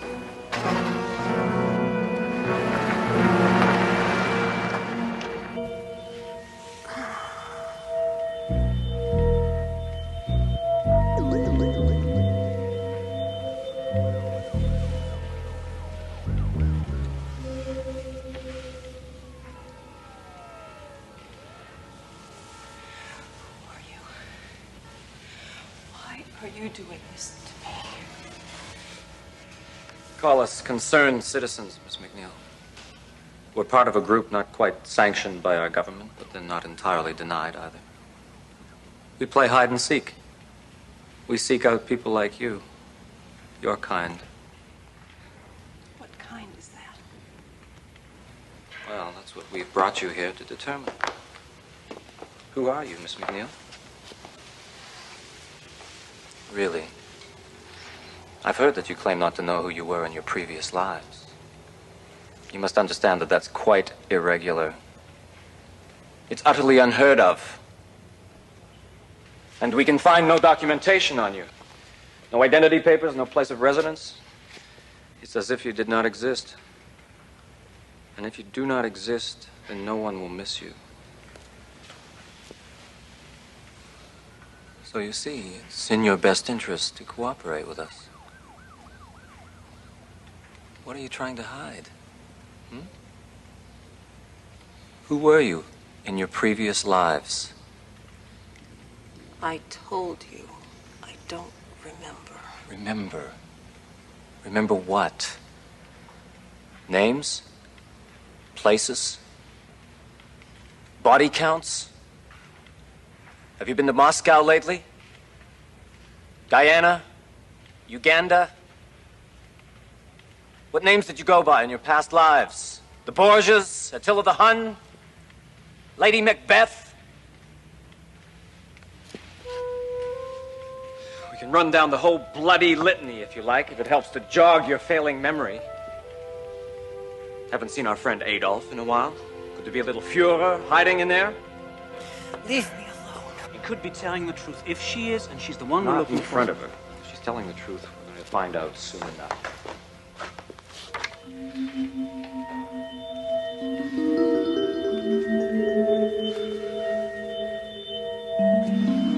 And when we went to Daddy's funeral, Mommy said we should be brave.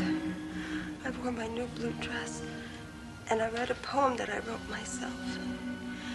After it was all over, Mommy said we had to move. Earlier. But I didn't want to. Go earlier. I don't know. Who were you? I don't remember. I'm going to double the serum. That could kill her. We're going to have to take that chance.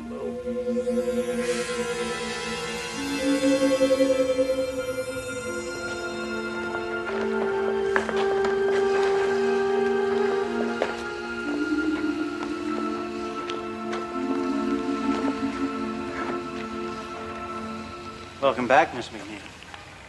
My head. It'll soon pass. You were telling the truth. For what it's worth, we're sorry we had to put you through all that. But you're free to go. Just like that. What about my life? What? Sorry, wrong number. Just hang up and walk away like nothing ever happened. Precisely, Ms. McNeil. Unless, of course, you would care to work for us. See you in hell first. Sinclair, get us some water.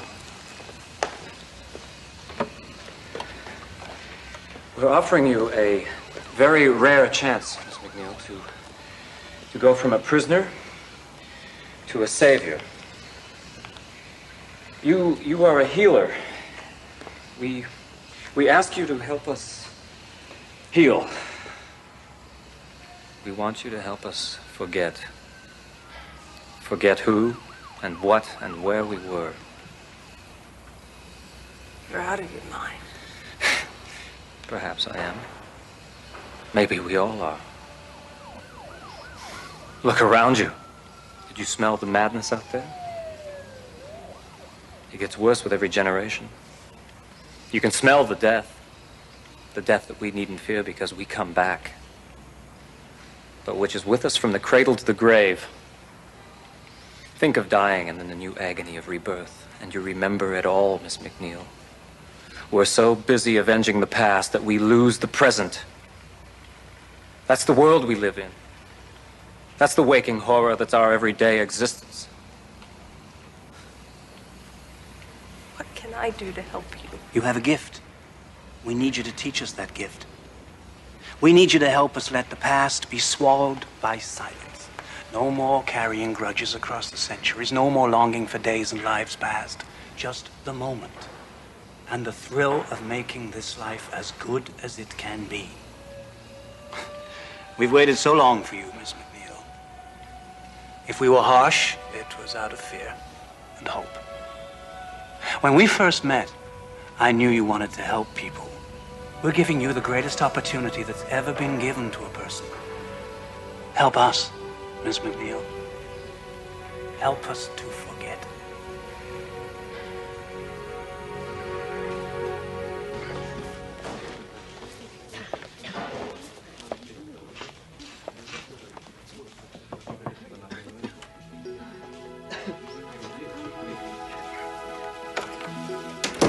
Your name is Ruth Warden. That is the only name that you will remember. Let the memories of your past lives fade. When you awaken, you will remember only that you are Ruth Warden, and you will begin your life with a fresh start. Mary McNeil, who set out on a voyage of discovery that brought her home again by a most curious route, now appointed guardian of doors best kept sealed in the mirror, mirror world of the Twilight Zone.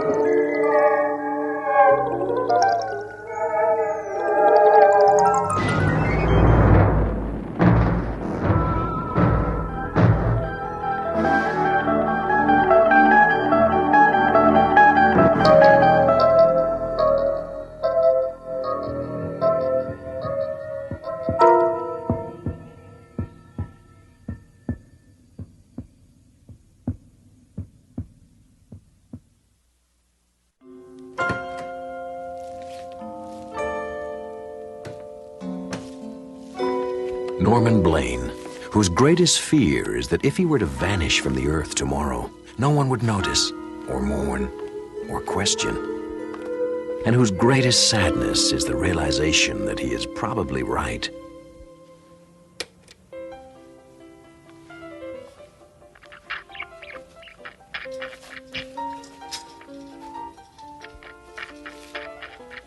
Sofa, coffee table, chair, and pet.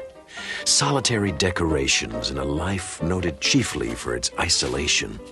Point of origin and point of destination for Norman Blaine, whose days and nights are routinely swallowed into unhappy silence.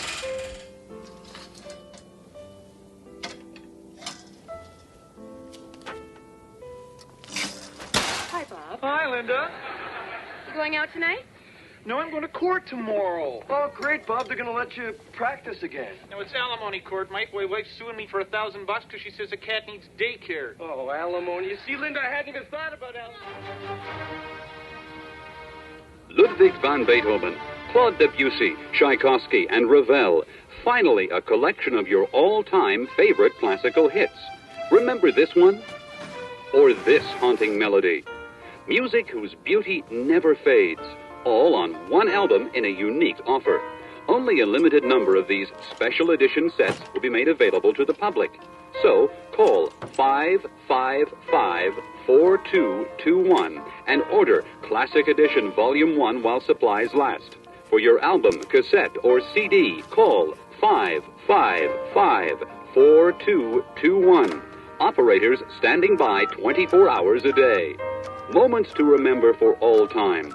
Share this album with your loved ones. Rachmaninoff, Haydn, Strauss's Blue Danube, Pachelbel's Canon in D.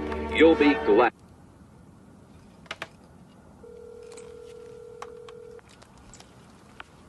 Hello? Yeah, hi. I'm sorry, I think I dialed the wrong number. Excuse me? Listen, I'm really sorry. It's just a wrong number. I probably woke you up. No. It's, okay. I was just sitting here, and I heard the phone ring. For a minute, I was afraid whoever was calling would hang up before I got here. Yeah, I know what you mean. I hate it when that happens. Really, annoying. What's your name? Norman? Norman Blaine? You have a very nice voice. Thank you. So do you. What's your name? Marianne. Marianne. It's a good name. Listen, would you like to talk a bit? I mean, if you're not busy or... That would be nice.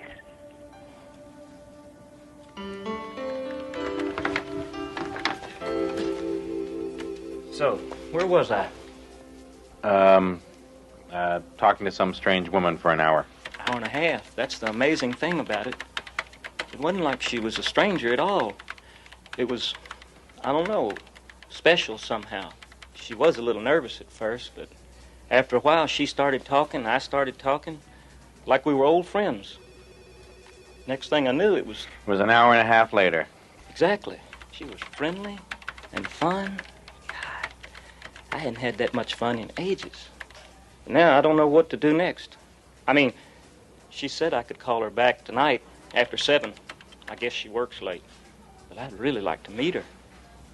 I just don't know. Look, Norman, a year and 2 months, you and I have been sharing this office. For a year and 2 months, I've been able to come in here and sit at my desk and pretend that I'm all alone. Because from your side of the room came a blissful silence. I mean, I really like silence. I have 5 kids. Look, you want my advice? Ask her out, okay? You know, suggest lunch or dinner or ice cream, a trip to the zoo, whatever, just go crazy. You know, the fact is that she wouldn't spend all that time talking to you if she didn't want to meet you, right? Simple problem, simple solution, okay? Now, Norman, you're a nice guy, but for the next hour, I would really like to have no noise. That would make me a really happy man. Okay?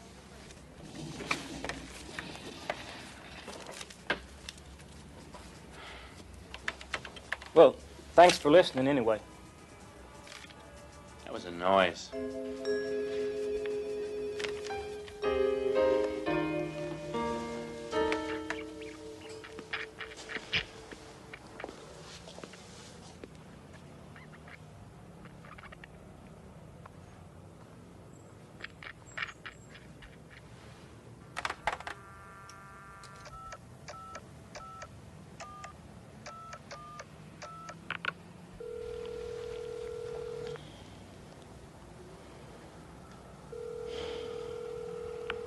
Hello? Hi, it's me. I didn't realize we've been talking for over 3 hours. I probably should let you go. All right. But one more thing. I just want you to know, Norman, I really enjoyed our talk last night. And tonight. I wanted to thank you. Well, same here. In fact, listen, I was thinking and wondering if you'd like to get together sometime. Maybe lunch, dinner, a movie, anything you want. Norman. No rush. I mean, anytime, it's okay. No, I really can't. We have so much fun just talking.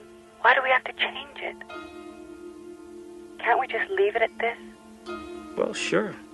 I guess so. I've hurt you, haven't I? No. Really, it's okay. Like I said, I just enjoy talking to you. Honest. Promise you'll call me tomorrow? I promise. Bye, Norman.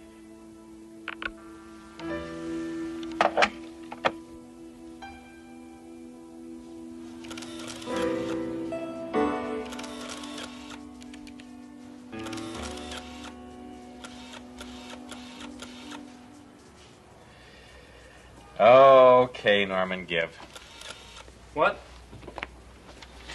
For 5 days now, you've been absolutely quiet, not a sound. You know, it's the strangest thing. We've talked for hours and hours over the phone, but she won't come out on a date. So let me give you some advice. Okay. Look, you say you want to meet this woman, right? But you don't know who she is, and you don't know where she lives. All you've got is a phone number. Have I got it surrounded here? Yes. Okay, well, you've heard of reverse listings.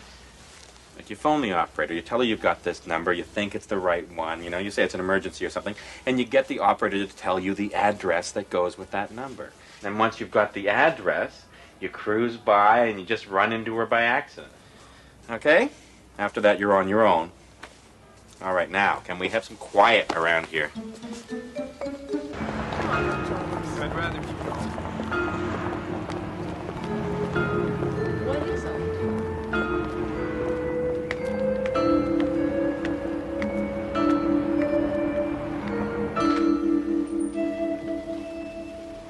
Excuse me, do you know if a Mary Ann works here?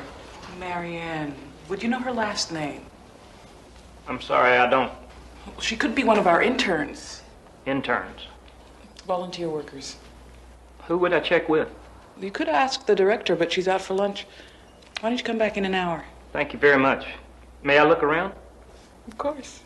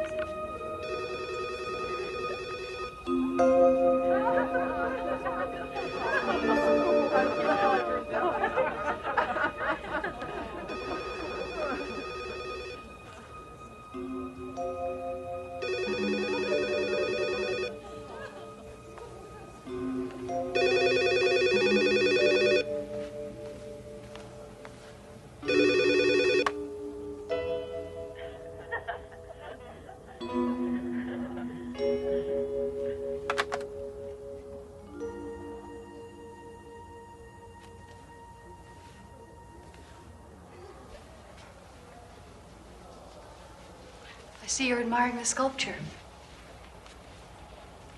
Very nice. Terrible story, that one. Oh? That's the last thing she ever did. The self-portrait. Hmm. I never met the woman myself, but if this work is any indication, we've lost a very special artist. Why a woman as talented as that would kill herself, I don't know. She killed herself. Oh, yes. There were the usual rumors, of course. Lovers, quarrels, and all that. What a waste. It breaks my heart to think we'll never see anything else from Mary Ann Lindaby.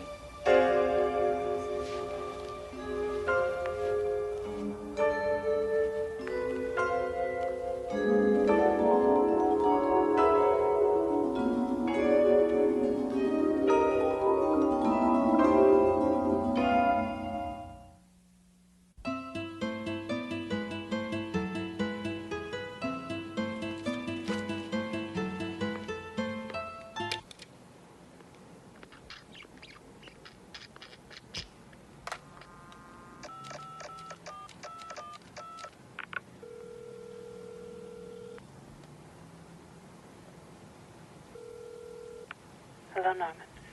Hello, Mary Ann. I didn't think you were going to call. I saw you today, Norman. You came by. You were standing in front of me talking to that woman. That's impossible. I can't deal with this. This can't be happening.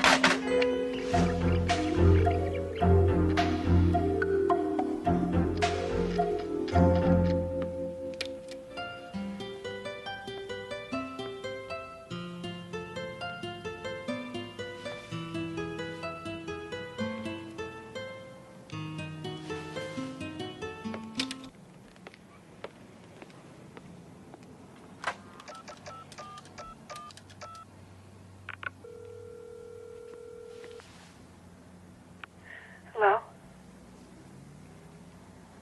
I'm sorry, Mary Ann. No. It's me. I'm the one who should be sorry. I never should have answered the phone. But it's been so long, Norman. So long since I've talked to anyone. It was dark. And I was so alone. I know. So was I. I have to go now. No, wait, please. You can't go away like that. Sorry, Norman. Please. Goodbye.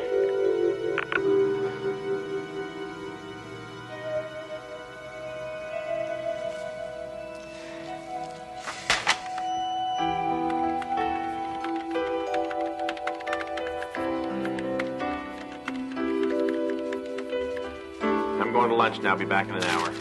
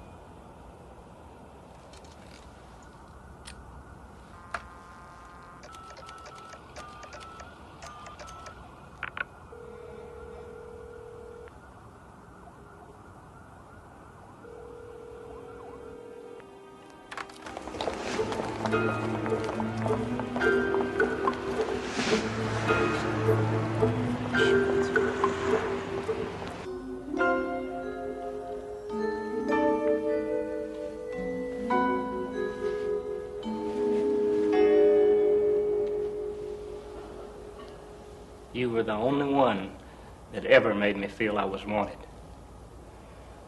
That I wasn't just some jerk. I miss you. I miss talking to you on the telephone.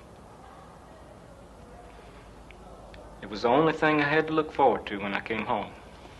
After a while, it was the only reason for going home.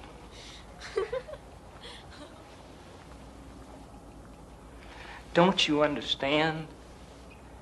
I used to feel I was nothing, that I had nothing. And then there was you, and everything changed. And I thought, my God, I'm in love. For the first time in my life, I'm honestly and truly in love. And it all just went away. Without you, there's nothing left for me. I'm sorry, Mary Ann. I'm sorry.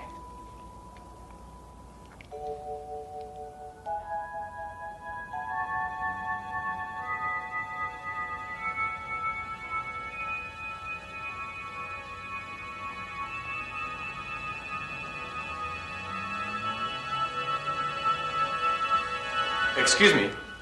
I'm gonna have to ask you not to touch the exhibit, sir. Goodbye.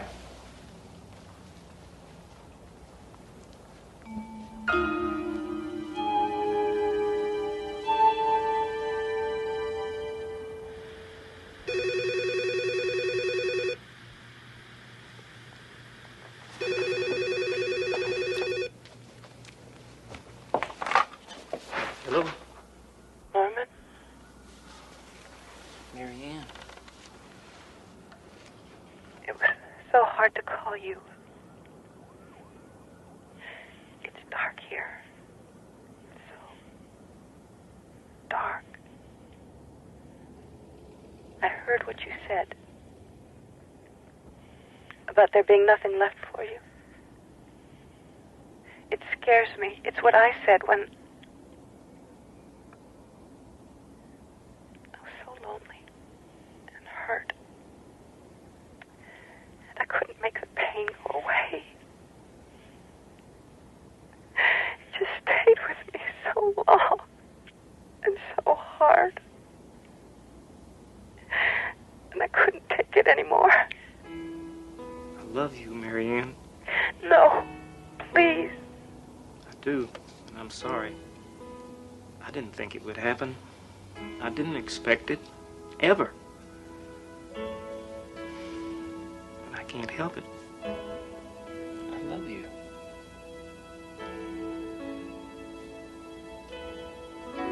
Come to me, Norman. Come to me now. Tonight. But the museum, it'll be closed. Don't worry. I'll take care of it. But come now, before I change my mind. Hurry. Okay.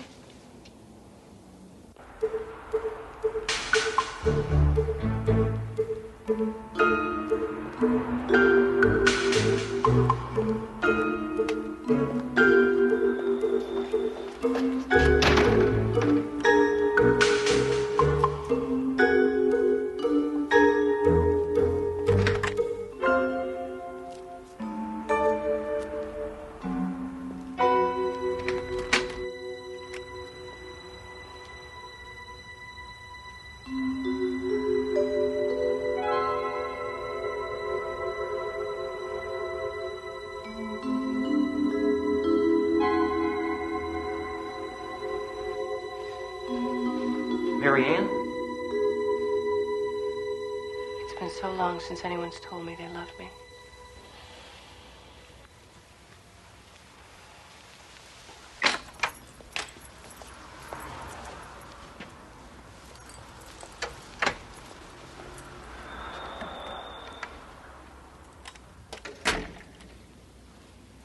I don't want to be alone anymore.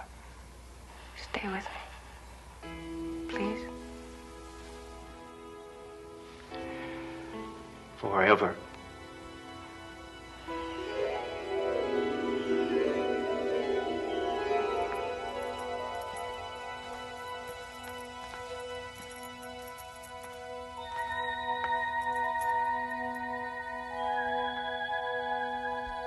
On display, a very special exhibit, cast in bronze and loneliness. A tender symmetry of line and form, suggestive of love finally found in the Twilight Zone.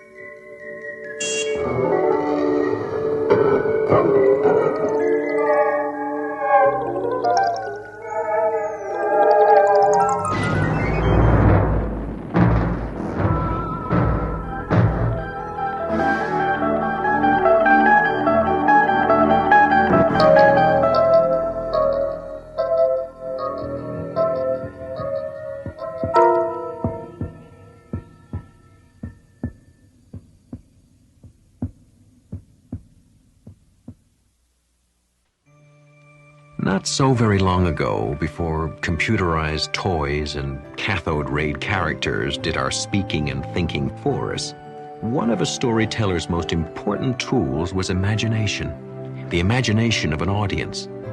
That was how it used to be, once upon a time. Maybe a few more minutes. No. No, I don't think so. I'd have thought, on a day like today, usually this time of year they arrive in herds. Used to be. Oh, it's all right.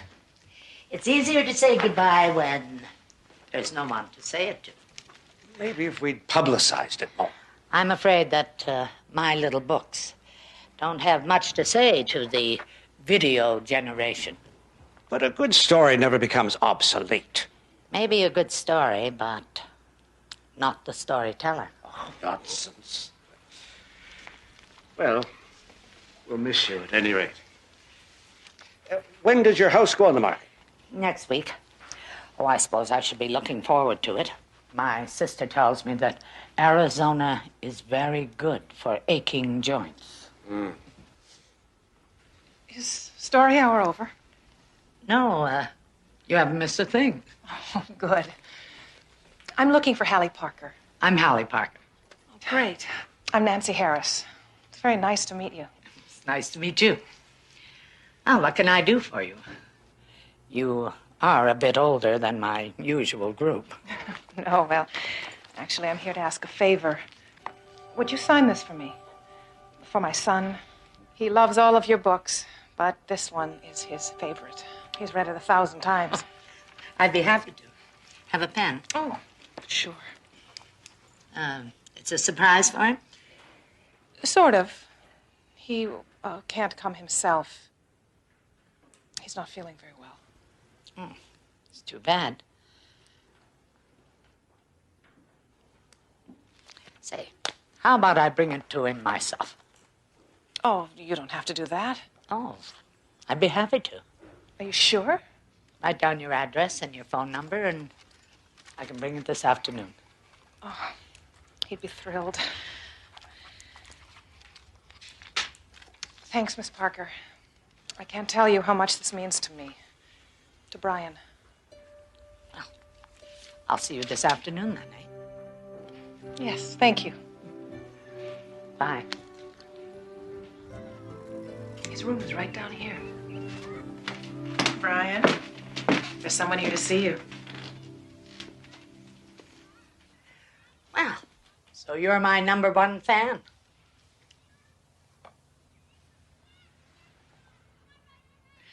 She's a writer. Do you know what she writes? Let me give you a hint. What's your favorite book? Creatures in the Closet?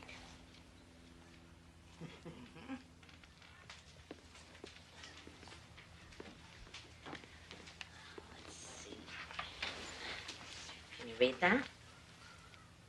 To Brian, who I'm sure always picks up his toys and always puts away his clothes, and who certainly never, ever, ever has creatures in his closet. With kindest wishes. What's that? That's me, Hallie Parker. What do you say, Brian?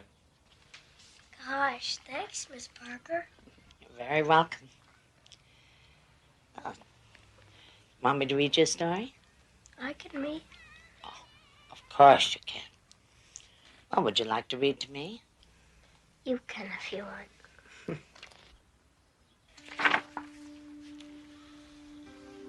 Once there was a lad named Ned who never, ever made his bed. His toys were never in their box. His bedroom floor was piled with socks, and under them was underwear. Who knows what else was under there? Ned's mother begged. She pitched a fit. Your room looks like a cyclone hit. And did Ned care? Not one bit. This part. And when he started cleaning, this is what he found. Creatures in the closet, badgers neath the bed, no toys inside the toy box. A pen of pigs was there instead. I guess I never noticed, was all that dear Ned said. And Ned just said, so that's what made that noise. I knew it wasn't me. I'm the quietest of boys. It must have been creatures in the closet and badgers neath the bed that trampled all my toys and clothes and made my mom see red.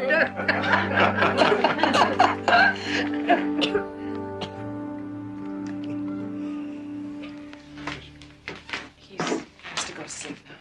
Of course. Mom. Oh, no, that's enough excitement for one day. Can you come back again? Well, I don't know, Brian. I'm going away. I'm moving to another place, and it's a little far away.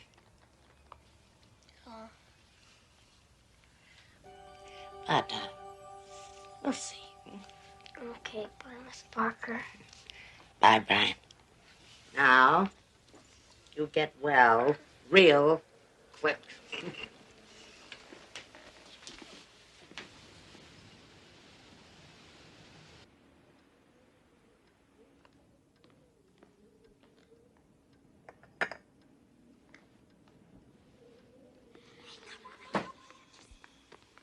Hello?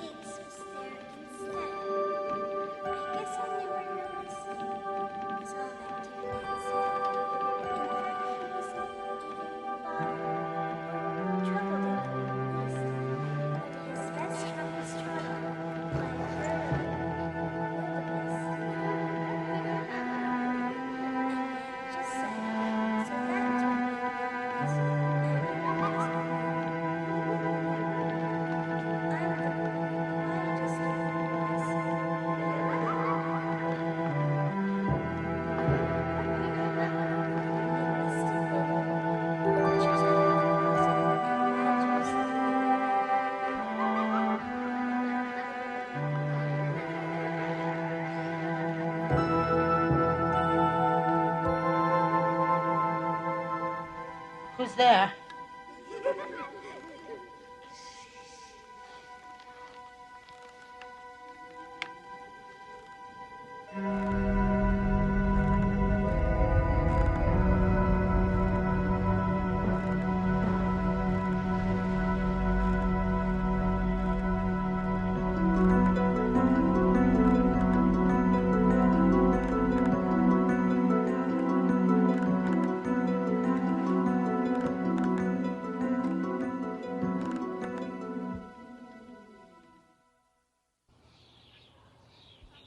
Broker's due here any minute.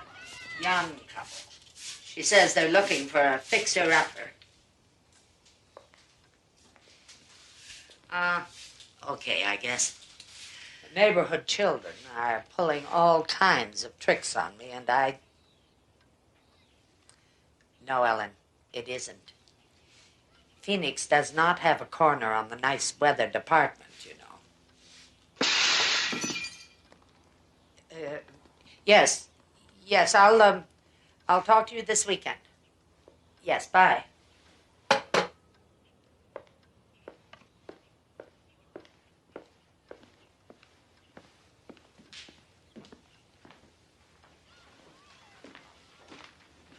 Oh, no.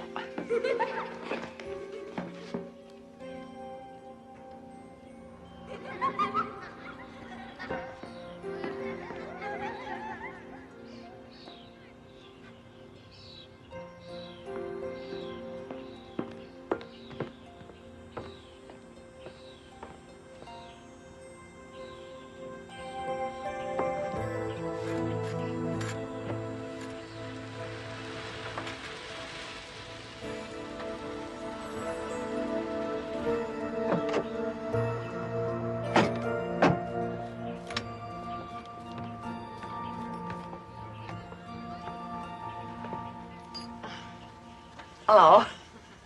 Have an accident? No, just some neighborhood children, so. Does that happen a lot around here? It's normally a very quiet area, isn't it, Miss Parker? Oh, yes. Very quiet. Very, very nice. Anyway, Paige and Martin Glazer, this is Miss Hallie Parker. Well, I imagine that you've knocked some baseballs into living rooms in your day, eh, Mr. Glazer? I've never been one for sports. Anyway, shall we get started?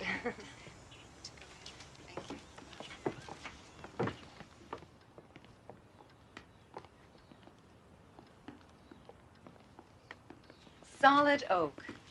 And not a nick or splinter in it. So that you can slide down the banisters sometimes if you want to. Gee, Miss Parker, I hope we're not keeping you from anything. No, not at all. Shall we move on?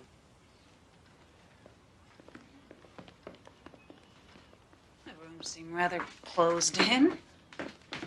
Imagine all of this opened up, you know, with the sun coming in the morning. It just makes the world a difference. I suppose if this dark old furniture was out of here, we could put in that white leather sofa we were looking at. Oh, but white gets so dirty, doesn't it, with children running in and out? That's not a problem. We're not planning on children. Next room? I know it seems tiny in here, but it's all the books that make it feel so small. Still very dark, though. I'm thinking skylight and some throw pillows, a pale, soft gray carpet. You could even knock out this side wall. It would make a whole new room. So many memories. We're standing in a bit of history, you know. I mean, Miss Parker wrote all her famous children's books in this room, at this very desk. Didn't you, Miss Parker? Oh, yes, Perhaps you're familiar with some of the titles? I doubt it. No? Well, they escape me at the moment, too. Anyway, onward and upward. Now, you'll notice that the staircase actually complements the home. It sort of sweeps you up to the next floor, where you'll notice Well, I guess it has potential, although it needs a ton of work to make it livable. Oh, well, of course you're right, but that's half the fun, isn't it? Breathing new life into an old place. Oh! All I need is kids running into my house all day. Is this what you call a quiet neighborhood? Oh, well, it's normally a very... Well, it's only children with their playthings. I told you this place gave me a bad feeling. Let's go. Miss Parker, do you want to sell this house or not? I was only trying to be helpful. You're only trying to be helpful. Well, how about keeping the toys picked up and the kids out? Thank you so very much.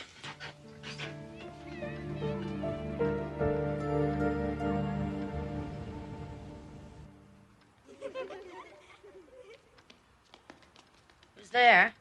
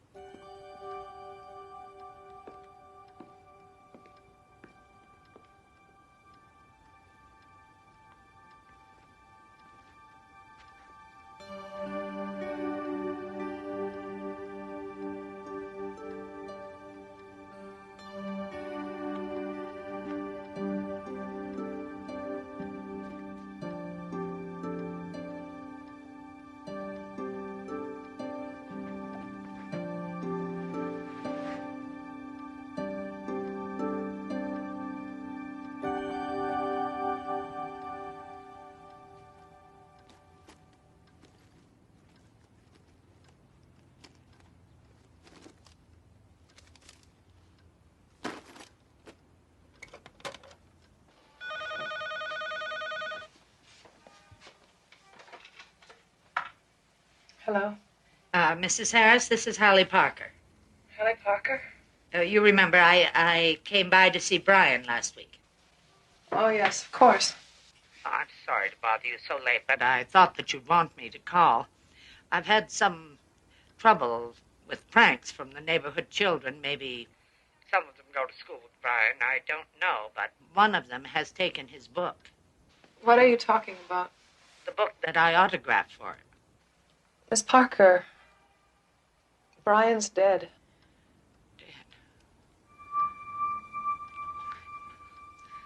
Terribly sorry. Miss Parker. Miss Parker, why are you calling? I have his book here. Sorry, it can't be. You must be mistaken.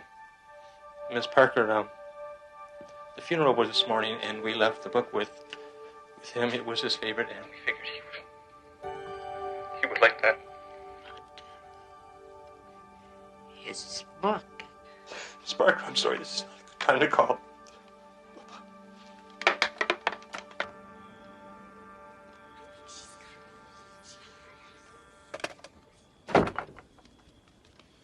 Who's that?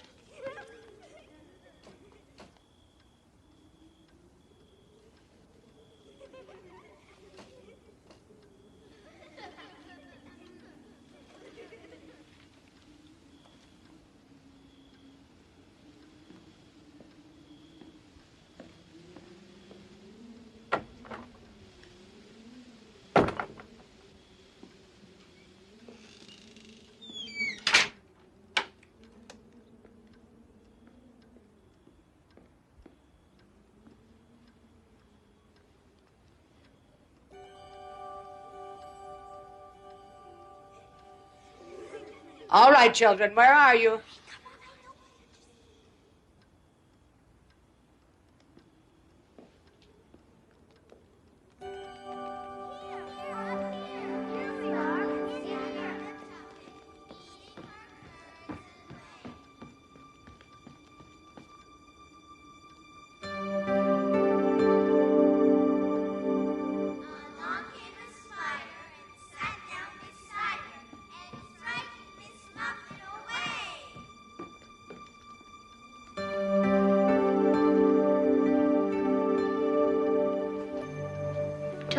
promise, Parker.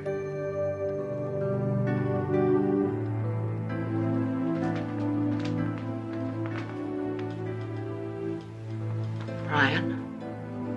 Read us a story. Us? Me and my friends. We want you to stay. Stay! Read us a story! You won't leave us, will you?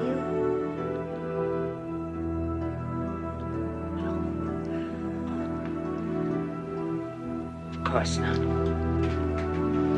Promise.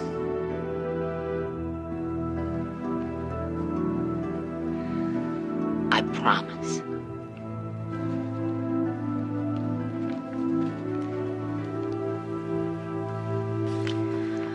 Once there was a lad named Ned who never, ever made his bed.